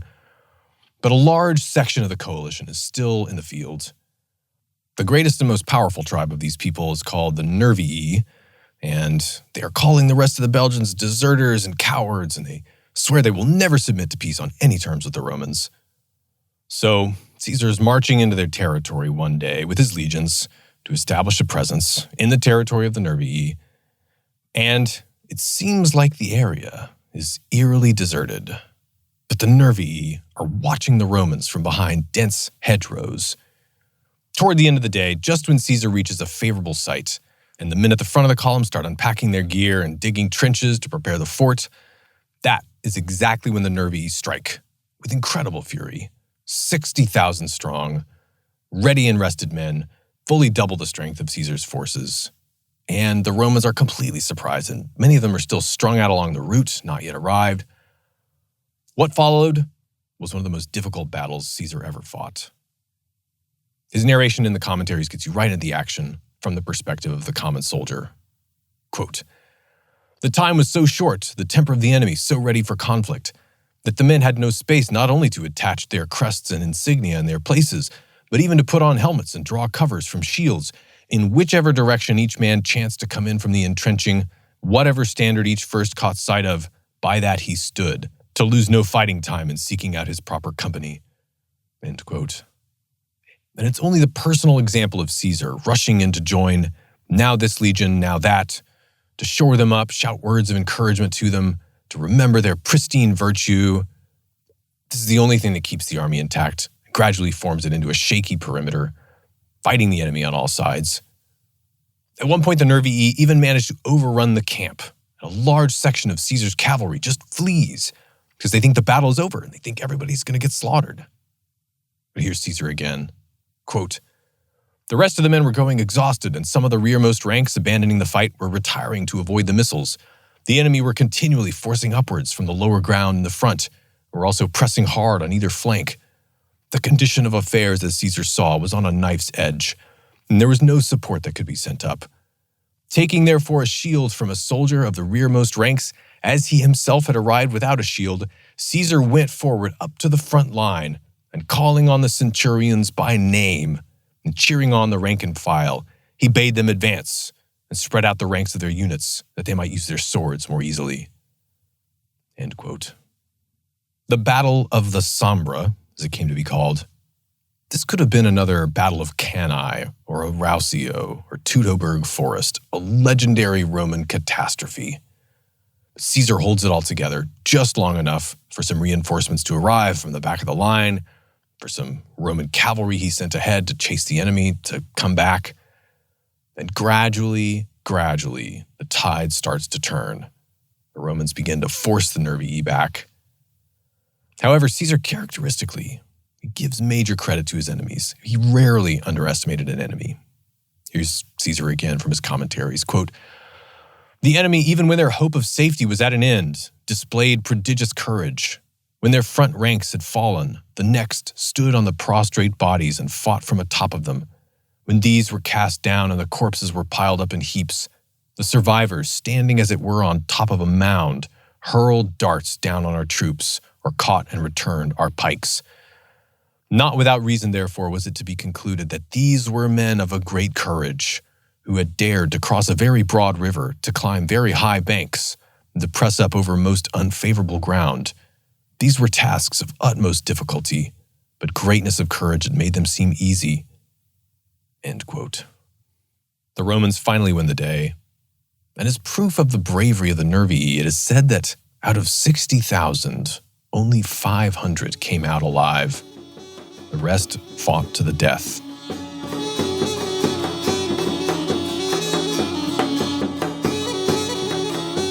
Caesar's victory over the great coalition of the Belgians in 57 BC tops off 2 brilliant years of campaigning, and it already establishes him as one of Rome's greatest living generals.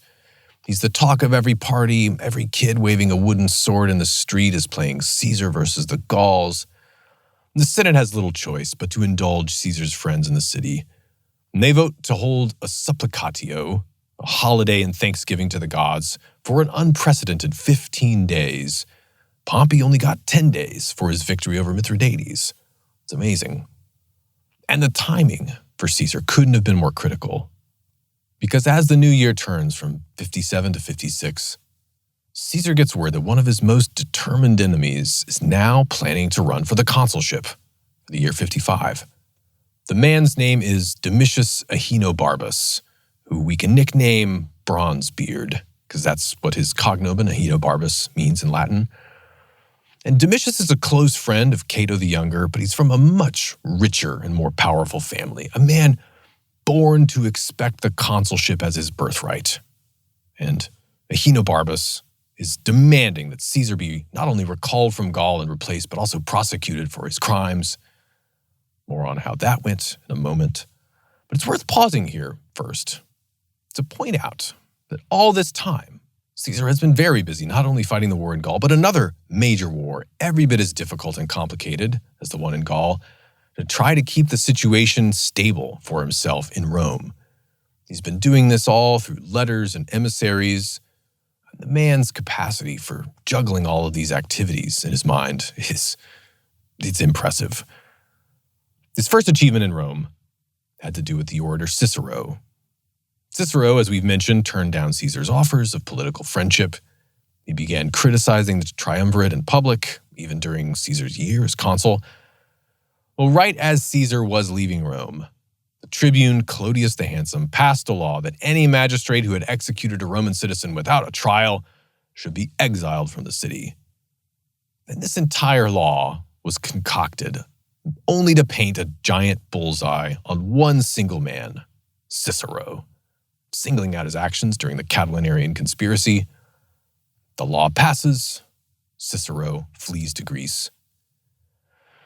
Now, to be fair, Clodius himself was the real instigator here. He had a mortal grudge against Cicero. But Julius Caesar did let it happen, and he wasn't too sad about it.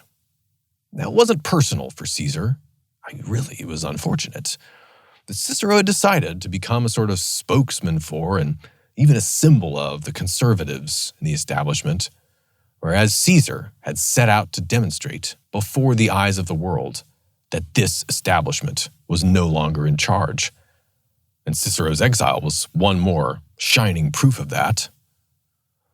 However, once Cicero received his rap on the knuckles for refusing the friendship of Julius Caesar, Caesar exercises his famous clemency, and he quickly turns around, and he listens very sympathetically to Cicero's friends pleading on his behalf.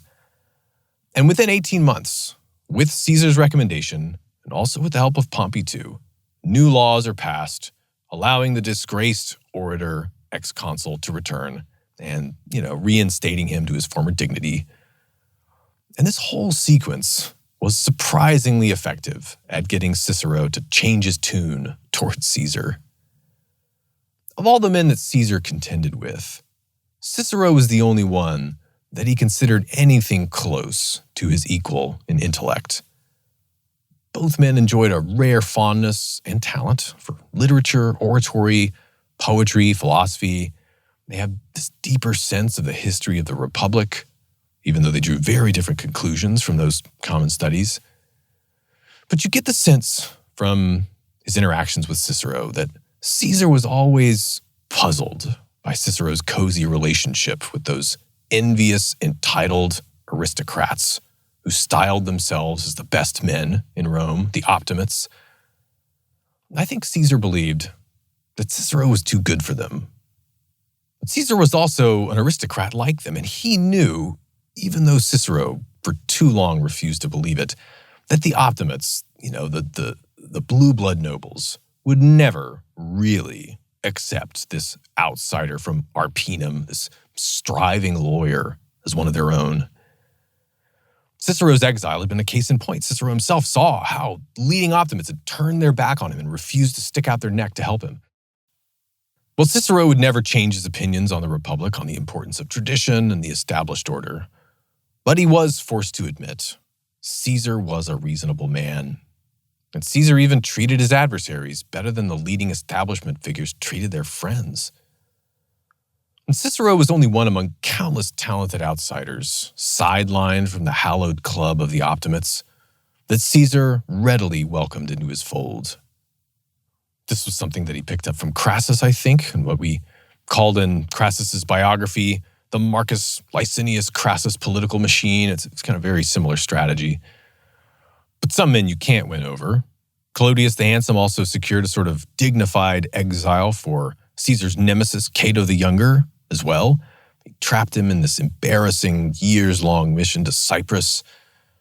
But in the year 56, this is where we are in the story, Cato returns. And now, alongside his pal Domitius, Bronzebeard, Cato is planning to do everything he can to bring Caesar down. For one thing, Cato and the Optimates are now seeing that now Caesar has much more need of Pompey than Pompey has of Caesar these days, and they want to drive any wedge they can between them. And it might not be too difficult to split apart the Triumvirate, because Crassus has also gotten kind of tired of pretending to be friends with Pompey. The two men are now supporting rival gangs. They're vying for control of the streets of Rome. Pompey's supporting a guy named Milo, Crassus supporting Clodius the Handsome. But urban lawlessness, though, it's on the rise, and Pompey's getting paranoid. He's starting to fear for his life. Caesar has to do something quickly before the Optimates find a way to exploit this fear and chaos. He can tell Pompey's starting to waver.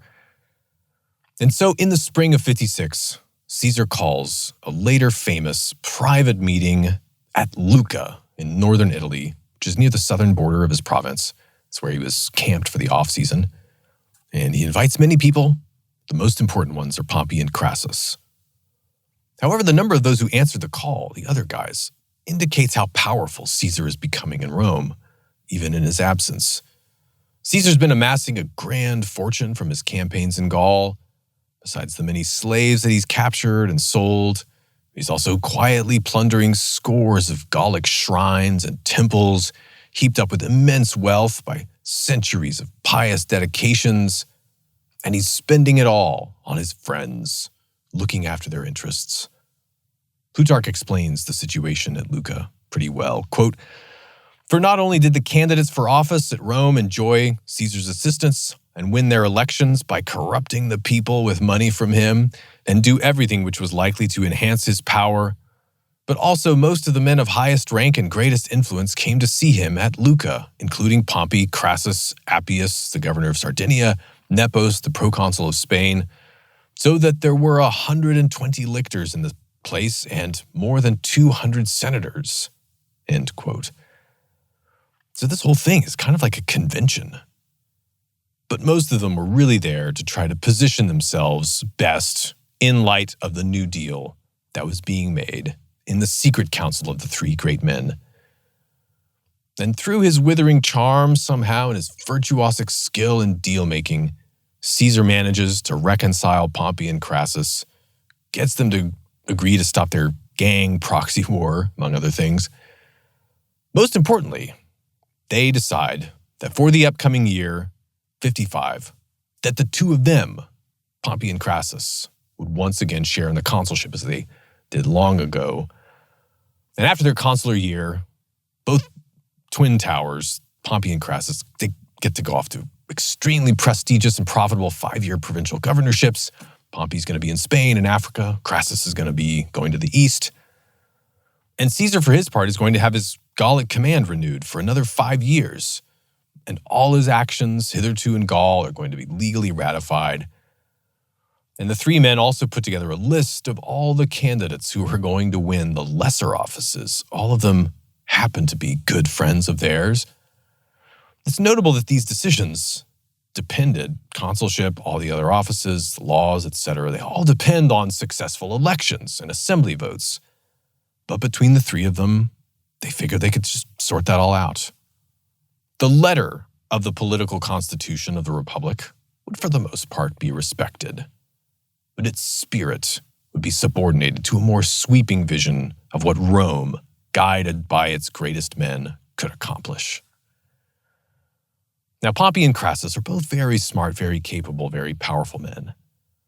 But I think that they kind of needed Caesar there to really think creatively through all the possibilities before them and to have the boldness to pursue those possibilities. Because this deal at the Conference of Luca was entirely a product of Caesar's genius. Now, after this is done, this conference at Luca, Caesar's enemies soon in the Senate, they predictably raised the issue of his Gallic command reassigning it for the upcoming consuls. They're trying to make sure that he gets replaced in the year 54. But as part of the Luca deal, Pompey constrains the reluctant Cicero to give a forceful speech in the Senate, De Provinciis Consularibus, on the consular provinces, where you can now read for yourself today the orator's fulsome praises of Caesar and his Gallic victories. It's a great political win for Caesar. Then the Senate, as a result of this speech and Cicero's support of it, they vote to leave Caesar's command completely intact, as Domitius and Cato look on in disgust. Domitius himself, bronze beard, on the day of the elections for consulship, he's forcibly kept from the voting grounds by thugs. He receives blows, his entourage is beaten senseless. Cato, who was with him, is roughed up. Himself, his torchbearer, even dies of wounds in the altercation. And of course, Pompey and Crassus sail into office easily. The vote goes exactly the way they expected it to go. And as an added insult, Cato himself was running for praetor, and he loses, while the loathsome Vatinius, fresh from a tour of duty with Caesar in Gaul, is elected in his place. And in the year 55, the violence and lawlessness at Rome reached new heights. Now, much of it is coming from the coordinated efforts of Pompey and Crassus to intimidate any rivals and challenges to their authority. A friendly tribune named Trebonius puts the Triumvirate's grand foreign policy proposals to the people, completely disregarding the cowed Senate once again. Caesar, Pompey, and Crassus all get everything they want. At the start of the new year, Pompey delegates his provinces to some subordinates. He retires to enjoy the comforts of his villa, his lovely wife, Julia. Crassus heads east to mount a grand campaign against the Parthian Empire in Mesopotamia, and Caesar is back at work in Gaul.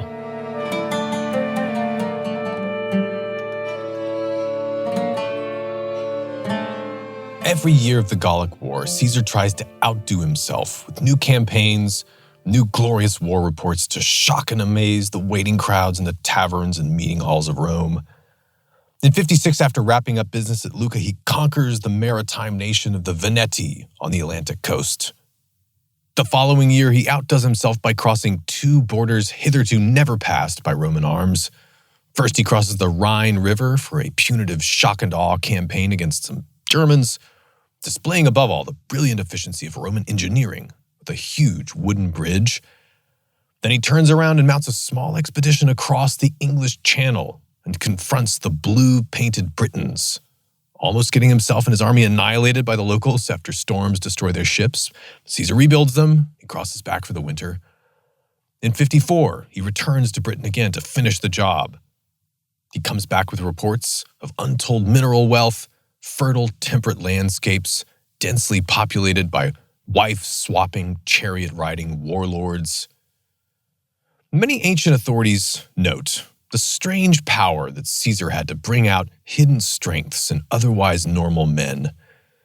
Plutarch says those who in their previous campaigns had been in no way superior to others were invincible and irresistible in confronting every danger to enhance Caesar's fame. And he says Caesar did this by lavishly rewarding good service, by undergoing every danger and toil right with his soldiers. Plutarch illustrates this further, quote, that he should undergo toils beyond his body's apparent powers of endurance amazed his men, because he was of a spare habit. He had a soft and white skin, suffered from distemper in the head, and he was subject to epileptic fits, something we haven't mentioned, but that's widely known. Nevertheless, he did not make his feeble health an excuse for soft living, but rather his military service a cure for his feeble health, since by wearisome journeys, simple diet, continuously sleeping in the open air, and enduring hardships, he fought off his trouble and kept his body strong against its attacks. End quote. Caesar sleeps in carts and litters as his men constantly take him around cities, garrisons, camps. He dictates letters on horseback to 2 or more secretaries at the same time. He would eat whatever was served him, rancid olive oil, plain soldierly fare. Once when he and his entourage are driven by a storm to lodge in a poor man's house, he finds there's only one bed to sleep in the little house. And he says, honors must be yielded to the strongest, but necessities to the weakest. And he tells his friend Appius, the weakest, to take the bed, and Caesar and the other men sleep on the porch. These were some of the key elements of Caesar's magnetism. He was fun to be around. There's always something happening. But he's so affable, so unpretentious. He makes mastery look so natural and effortless and even normal. But as the campaigns wear on, there are signs that the Gauls' resolution to throw off the Roman yoke is building. In 54, Caesar roots out a serious revolt among the Belgians before it really gets going. But then as his legions go into scattered winter camps, he suffers the greatest disaster of the whole war, as one of the legates at a major outpost gets tricked by false reports into abandoning his camp, and the Roman commander Sabinus, together with some 7,000 men, are ambushed in the snowy forest by the Eburones, who slaughter nearly every Roman soldier on the field. The leader of this Belgian tribe who perpetrated the ambush, his name was Ambiorix, he then tries to follow up his victory by setting siege to a nearby fort manned by Quintus Cicero and his legion. And Ambiorix tries the same trick to lure Cicero out of the camp, but Cicero holds firm under an incredible, furious assault that begins shortly afterwards. And right as the Belgians have set fire to most of the camp, with Cicero's men all wounded, exhausted, running out of ammunition, the smoke of Caesar's army appears off on the horizon. And the Belgians break off to meet him with greatly superior forces, and Caesar crushes them. This Cicero, Quintus Cicero, was the younger brother of the orator Marcus Cicero. Caesar rewarded Marcus for his good behavior by promoting the soldierly Quintus to high command. And Quintus's eloquent brother was greatly indebted to Caesar at this point for many things, including not just his political status, but a generous loan of money, which Cicero was chronically short of these days. And Cicero's doing his part. He's defending Caesar's interests at Rome in the courtrooms. And Cicero's correspondence with his brother from this time gives a sense of the intimate relationship that these two men had with the proconsul of Gaul. Cicero speaks of being charmed by Caesar's thoughtful letters to him. He admits to his brother on one occasion, quote, "It often happens to travelers in a hurry that after getting up rather later than they intended, they put on speed and thus arrive at their destinations faster even than if they had been astir in the middle of the night. So perhaps with me, in cultivating Caesar's friendship, I have been asleep a long while, although I must admit you tried to wake me up."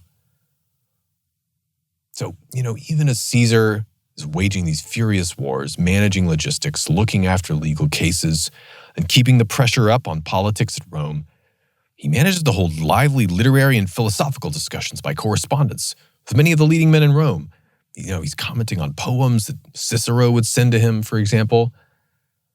It was around this time Caesar wrote his lost treatise on proper Latin style, on analogy, it was called, as the spears were flying about his head, as one ancient author kind of exaggeratingly puts it. But, it was while he was in Gaul.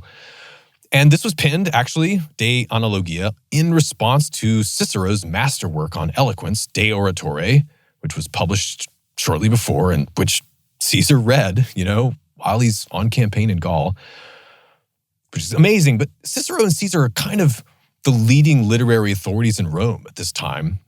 And the ambitious young men, they're reading every word these guys would write. They're memorizing their speeches and treatises, looking for clues that'll promise them success in the courtroom, in the forum, the Senate, maybe on the battlefield. We have a few fragments, by the way, of this lost treatise on analogy of Caesar's. And in it, Caesar advises his faraway pupils, quote, "As the sailor avoids the rock, so should you avoid the obsolete and rare word." And he recommends a rational clarity, stripped of self-indulgent verbal excesses. And he follows his own advice in the commentaries. The commentaries themselves, or at least the first drafts of them, sent back as his war reports, also become a powerful tool for showcasing the exploits of the talented outsiders that Caesar attracted to himself, many of them rising stars in Roman politics. He used these war reports to detail the smashing successes of young Publius Crassus against Ariovistus and the Aquitanians. This is the precocious son of the Triumvir. Caesar told of the naval brilliance of young Decimus Brutus against the Veneti. This is the lesser known but more militarily competent of the two Brutuses, who both betrayed him on the Ides of March in 44. One man above all gave him rich material to illustrate Roman bravery in its most cunning and deadly effectiveness, Titus Labienus, his second in command. This is the same man who helped him prosecute the decrepit old Rabirius back in 63. Caesar was showing with these praises and these catalogs, case studies of his commanders, what kind of opportunities and honors that aspiring men might win under his command. And Caesar also paid assiduous attention to what was being said about him in literary circles. Men like Cicero were important tastemakers. Poets were especially important in a largely oral culture where people generally had much more sensitive verbal memories. A poet's lines could quickly spread around town and get picked up in popular discourse. Now, Caesar was making many competent men of questionable backgrounds and habits fabulously rich. And the poet Catullus was especially triggered by the rise of a certain man he hated named Mamurra. So Catullus writes many nasty verses about Mamurra as a glutton, a plunderer, a pathic homosexual. And in one of these poems, he lumps Caesar together with Mamurra. He says, "Beautifully matched are these two pervert fairies. Mamurra, yes, the catamite, and Caesar. Pulchre convenit improbis Cnidis, Mamurrae pathicoque Caesarique." I think Friedrich Gundolf makes a very astute interpretation here. He says, quote, "The diatribes of Catullus against Caesar are our source for the mood among the passionate younger nobility, who, related to Caesar by their gay elasticity and love of pleasure, by their cleverness and dash, but without his profound grasp of destiny and his ardor, not to speak of greatness at all, they hated and feared in him the destroyer of their old prerogatives and manners, the master of the mob." End quote. So that's one perspective. That is from The Mantle of Caesar by Friedrich Gundolf, which I recommend. So that's what Catullus was saying. But Caesar knows Catullus' dad. Of course he does, right? Catullus Sr. is an upstanding citizen of Como in Cisalpine Gaul. So Caesar sends the man notice of his son's behavior, and the outraged paterfamilias sorts his son out immediately. The young Catullus sends Caesar a hasty apology, and Caesar invites the poet for dinner the very same day. They have a lovely time. Great was Caesar's clemency. Now, all this activity in intervening in cultural matters, it's important politically, keeping a grip on the tastemakers, the informal propaganda machine of Roman culture. It's especially important for retaining the affections of the intelligent, the upwardly mobile, the moderate centrists who might join his staff or do favors for him at home. These people need to believe that the man that they're supporting is himself tasteful, respectable, and above all, a reasonable Roman. So it's crucial to his bigger mission. But I doubt that Caesar would have been able to do all this, juggling it with his war efforts, his administrative duties, and his political scheming. I doubt it would have been possible if he hadn't genuinely enjoyed it. This is one of those clearest testaments to the man's universal polymathic genius.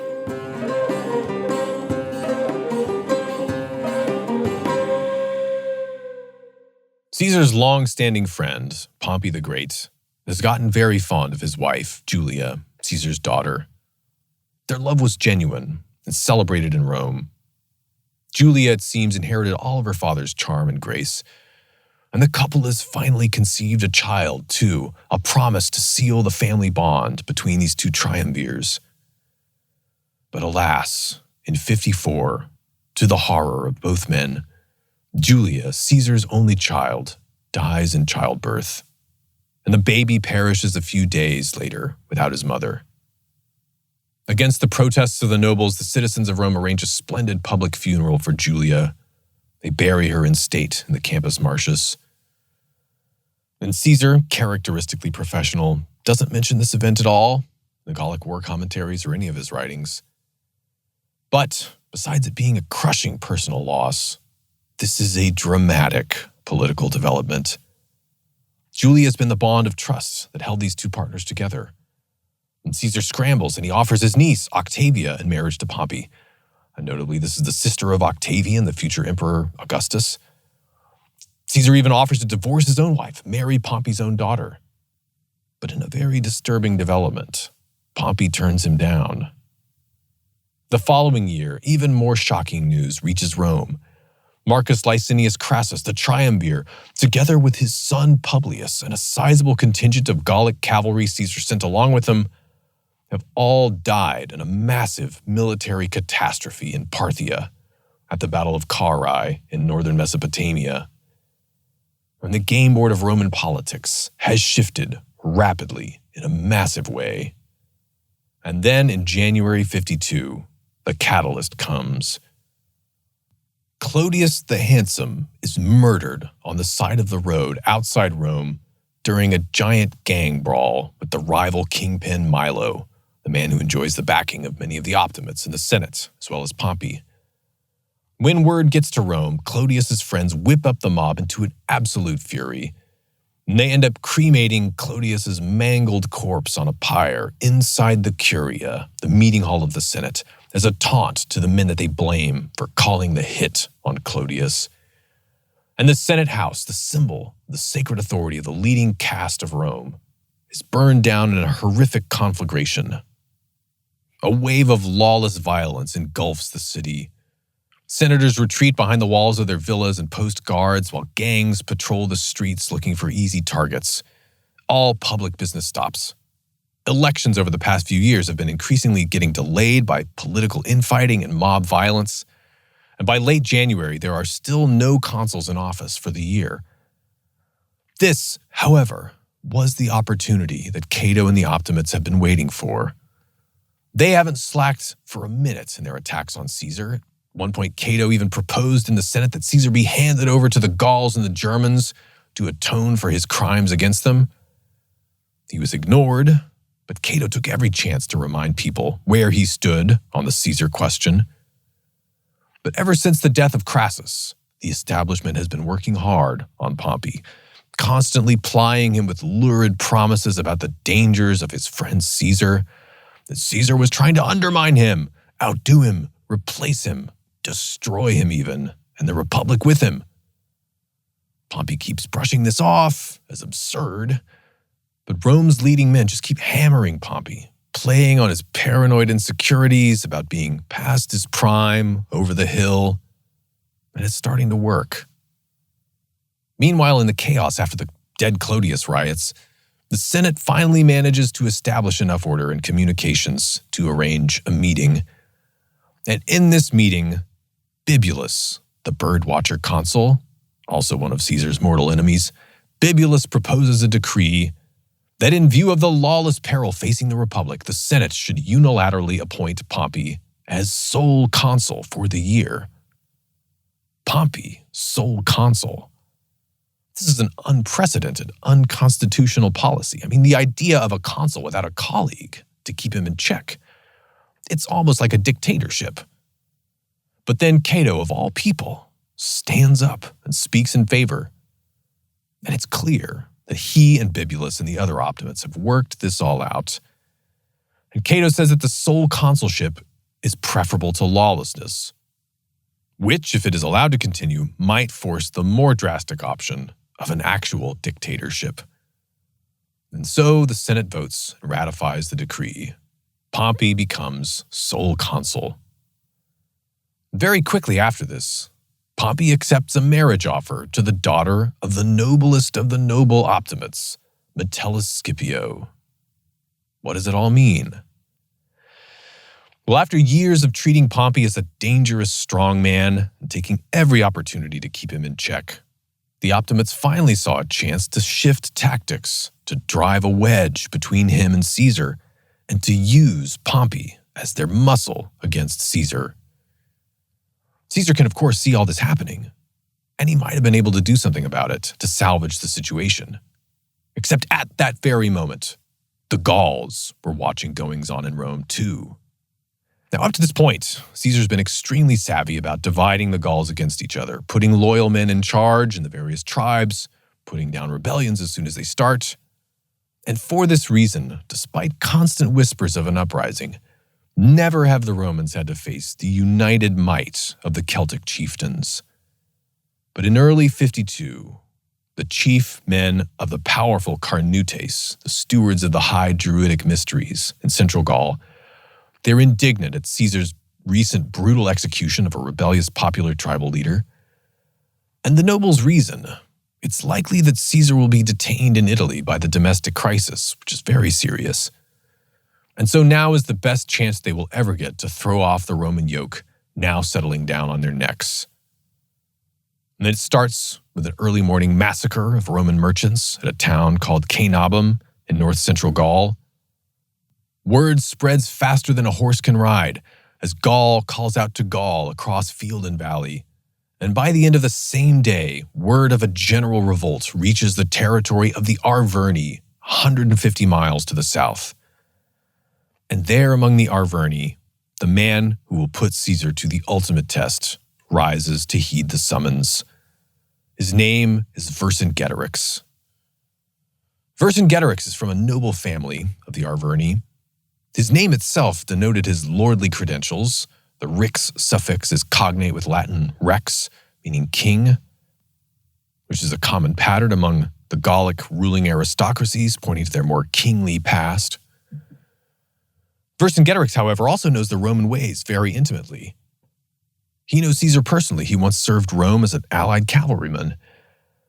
And Vercingetorix assembles his warband, rides north, and he's very soon elected as the commander of a rapidly growing, full-on rebellion, including many of the most powerful tribes in Gaul.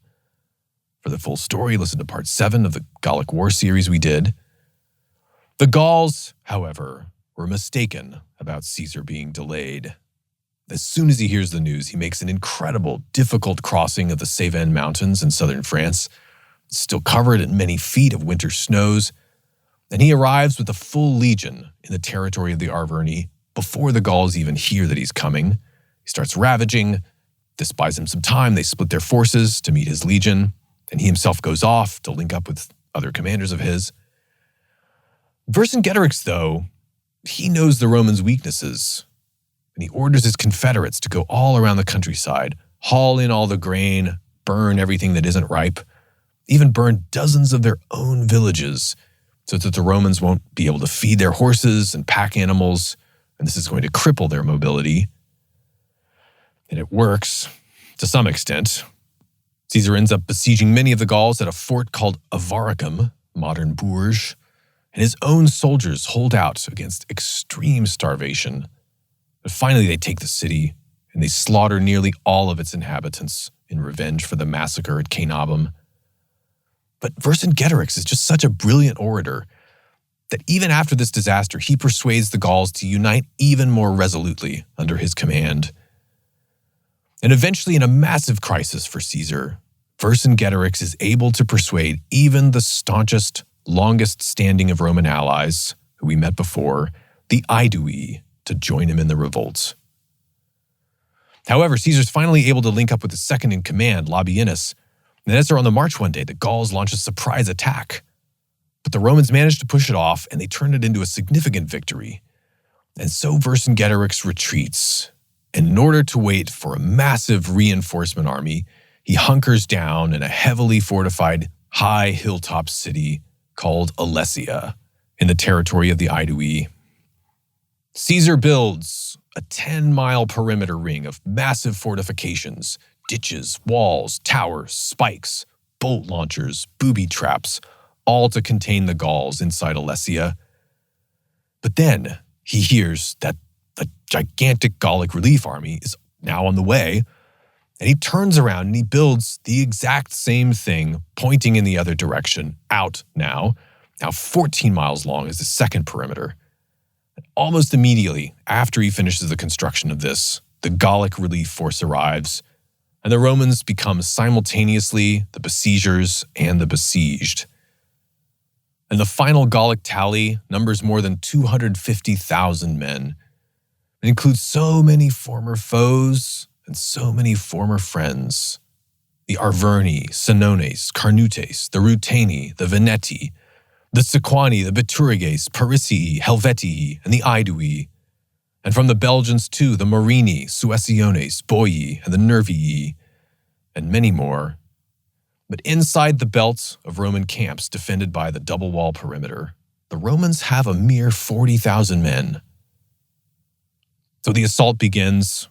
It lasts many days as the Gauls on the exterior and the interior both launch coordinated attacks on the Romans. Then at last, after several days, the decisive day comes. The Gauls on the outside finally breach the fortifications at the cost of tremendous blood and suffering. But the narrow confines of the corridor that they've invaded hamper the movements of their disorganized forces, and so their numerical superiority is neutralized. And so the Romans, with extreme bravery and determination, are able to force them back, and finally, the exhausted Gauls' retreat turns into a full-on rout. Vercingetorix and the men inside Alesia look down helplessly as their hope and the entire cause of Gallic liberty flees away panicked into the hinterland, chased by Roman eagles. And the next day, Vercingetorix summons a council and tells his followers what he's decided to do. And Plutarch narrates what happened next. And the leader of the whole war, Vercingetorix, after putting on his most beautiful armor and decorating his horse, rode out through the gate. He made a circuit around Caesar, who remained seated, and then leaped down from his horse, stripped off his suit of armor, and setting himself down at Caesar's feet, remained motionless until he was delivered up to be kept in custody for the triumph. And that was the day that it was decided, once and for all, Gaul would become Roman.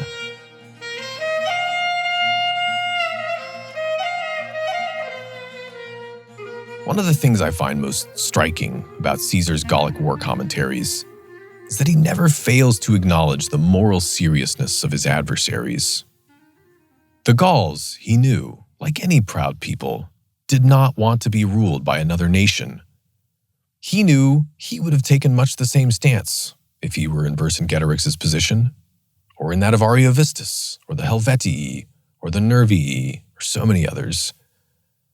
And it's a testament to Caesar's profound generosity of spirit, his capacious intellect and sympathy, that it is Caesar himself, Vercingetorix's conqueror, who immortalizes the man as a brilliant national hero of Gaul in the pages of his own commentaries, and not by romanticizing Vercingetorix, but by presenting the reader with a fair telling of the facts.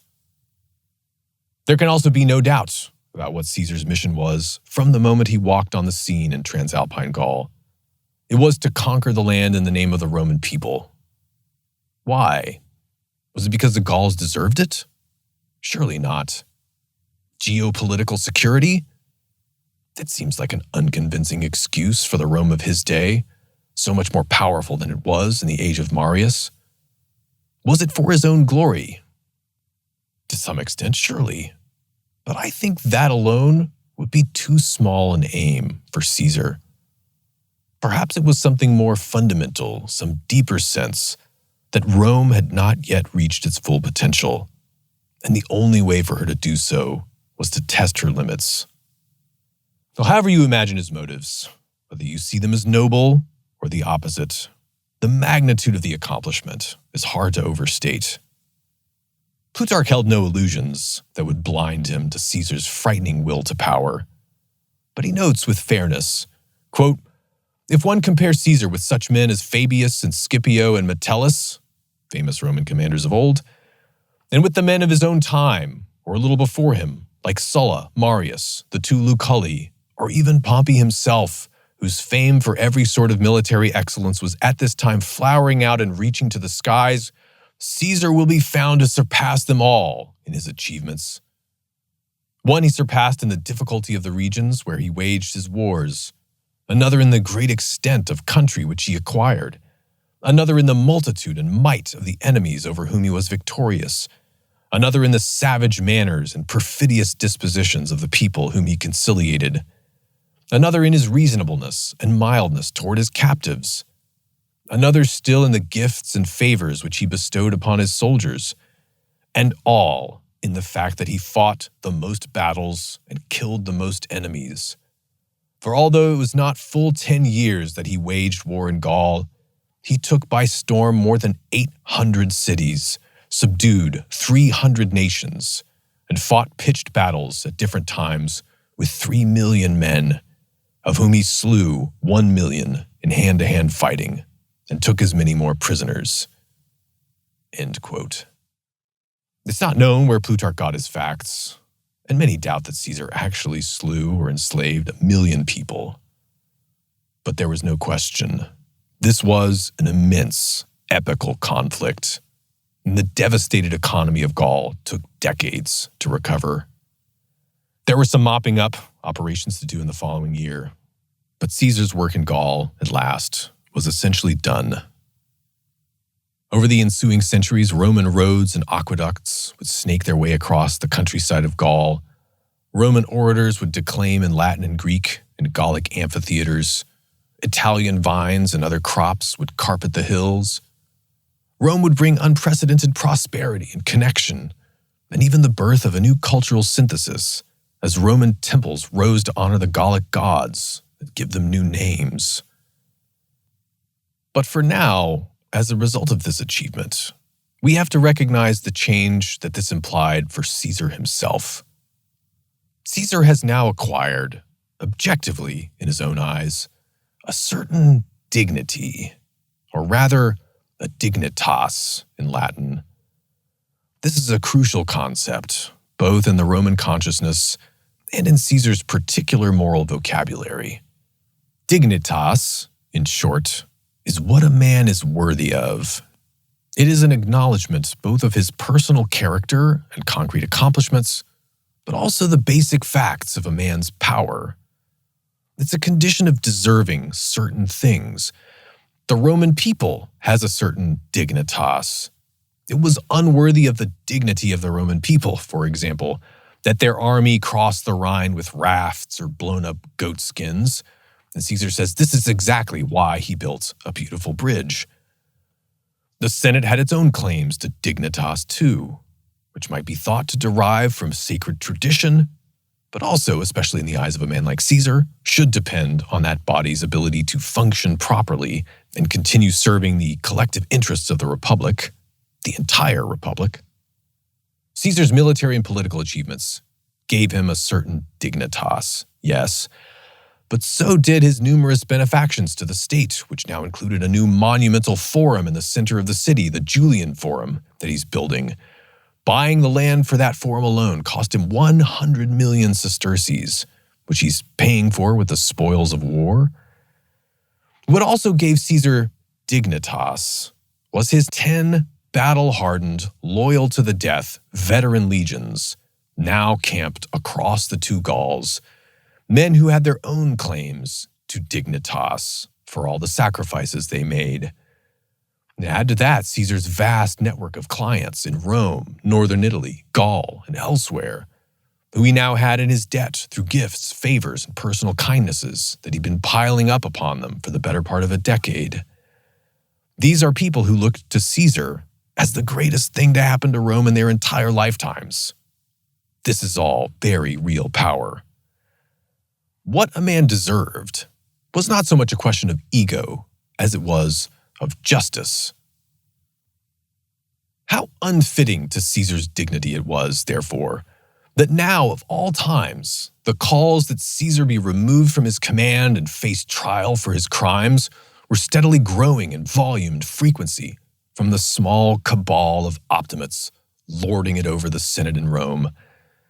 How tragic it was that they were now swaying Caesar's longtime friend, Pompey, against him, against his former father-in-law, against the man who'd always done his utmost to defend Pompey's interests, his dignity, against these very same men.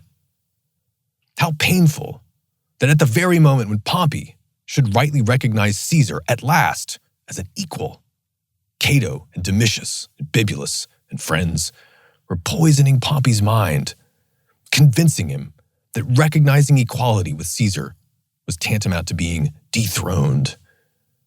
Was Pompey so naive or self-deluded as to fail to realize that when these men talked of Caesar submitting to the Republic, what they actually had in mind was Caesar's destruction? Was Pompey willing to become the tool of lesser men's revenge? And then there's also the question, not to be brushed aside, of Caesar's destiny. And not just that, but Rome's destiny. What chance was there for good governance, a fair economy, contented provincials? In short, what hope did the Republic have of rising to the occasion of its unprecedented world empire in the hands of a small-minded faction of jealous hereditary oligarchs? Lucretius began his poetic masterpiece of Epicurean philosophy on the nature of things, De Rerum Natura, with an invocation to the goddess Venus, the divine ancestor of the founding race of Rome, Aeneadum Genetrix, begetter of the progeny of Aeneas. As goddess of love and attraction, Venus represents the force that brings the scattered atoms of the cosmos together into harmony, creating new life. She is also the goddess of charm and persuasion.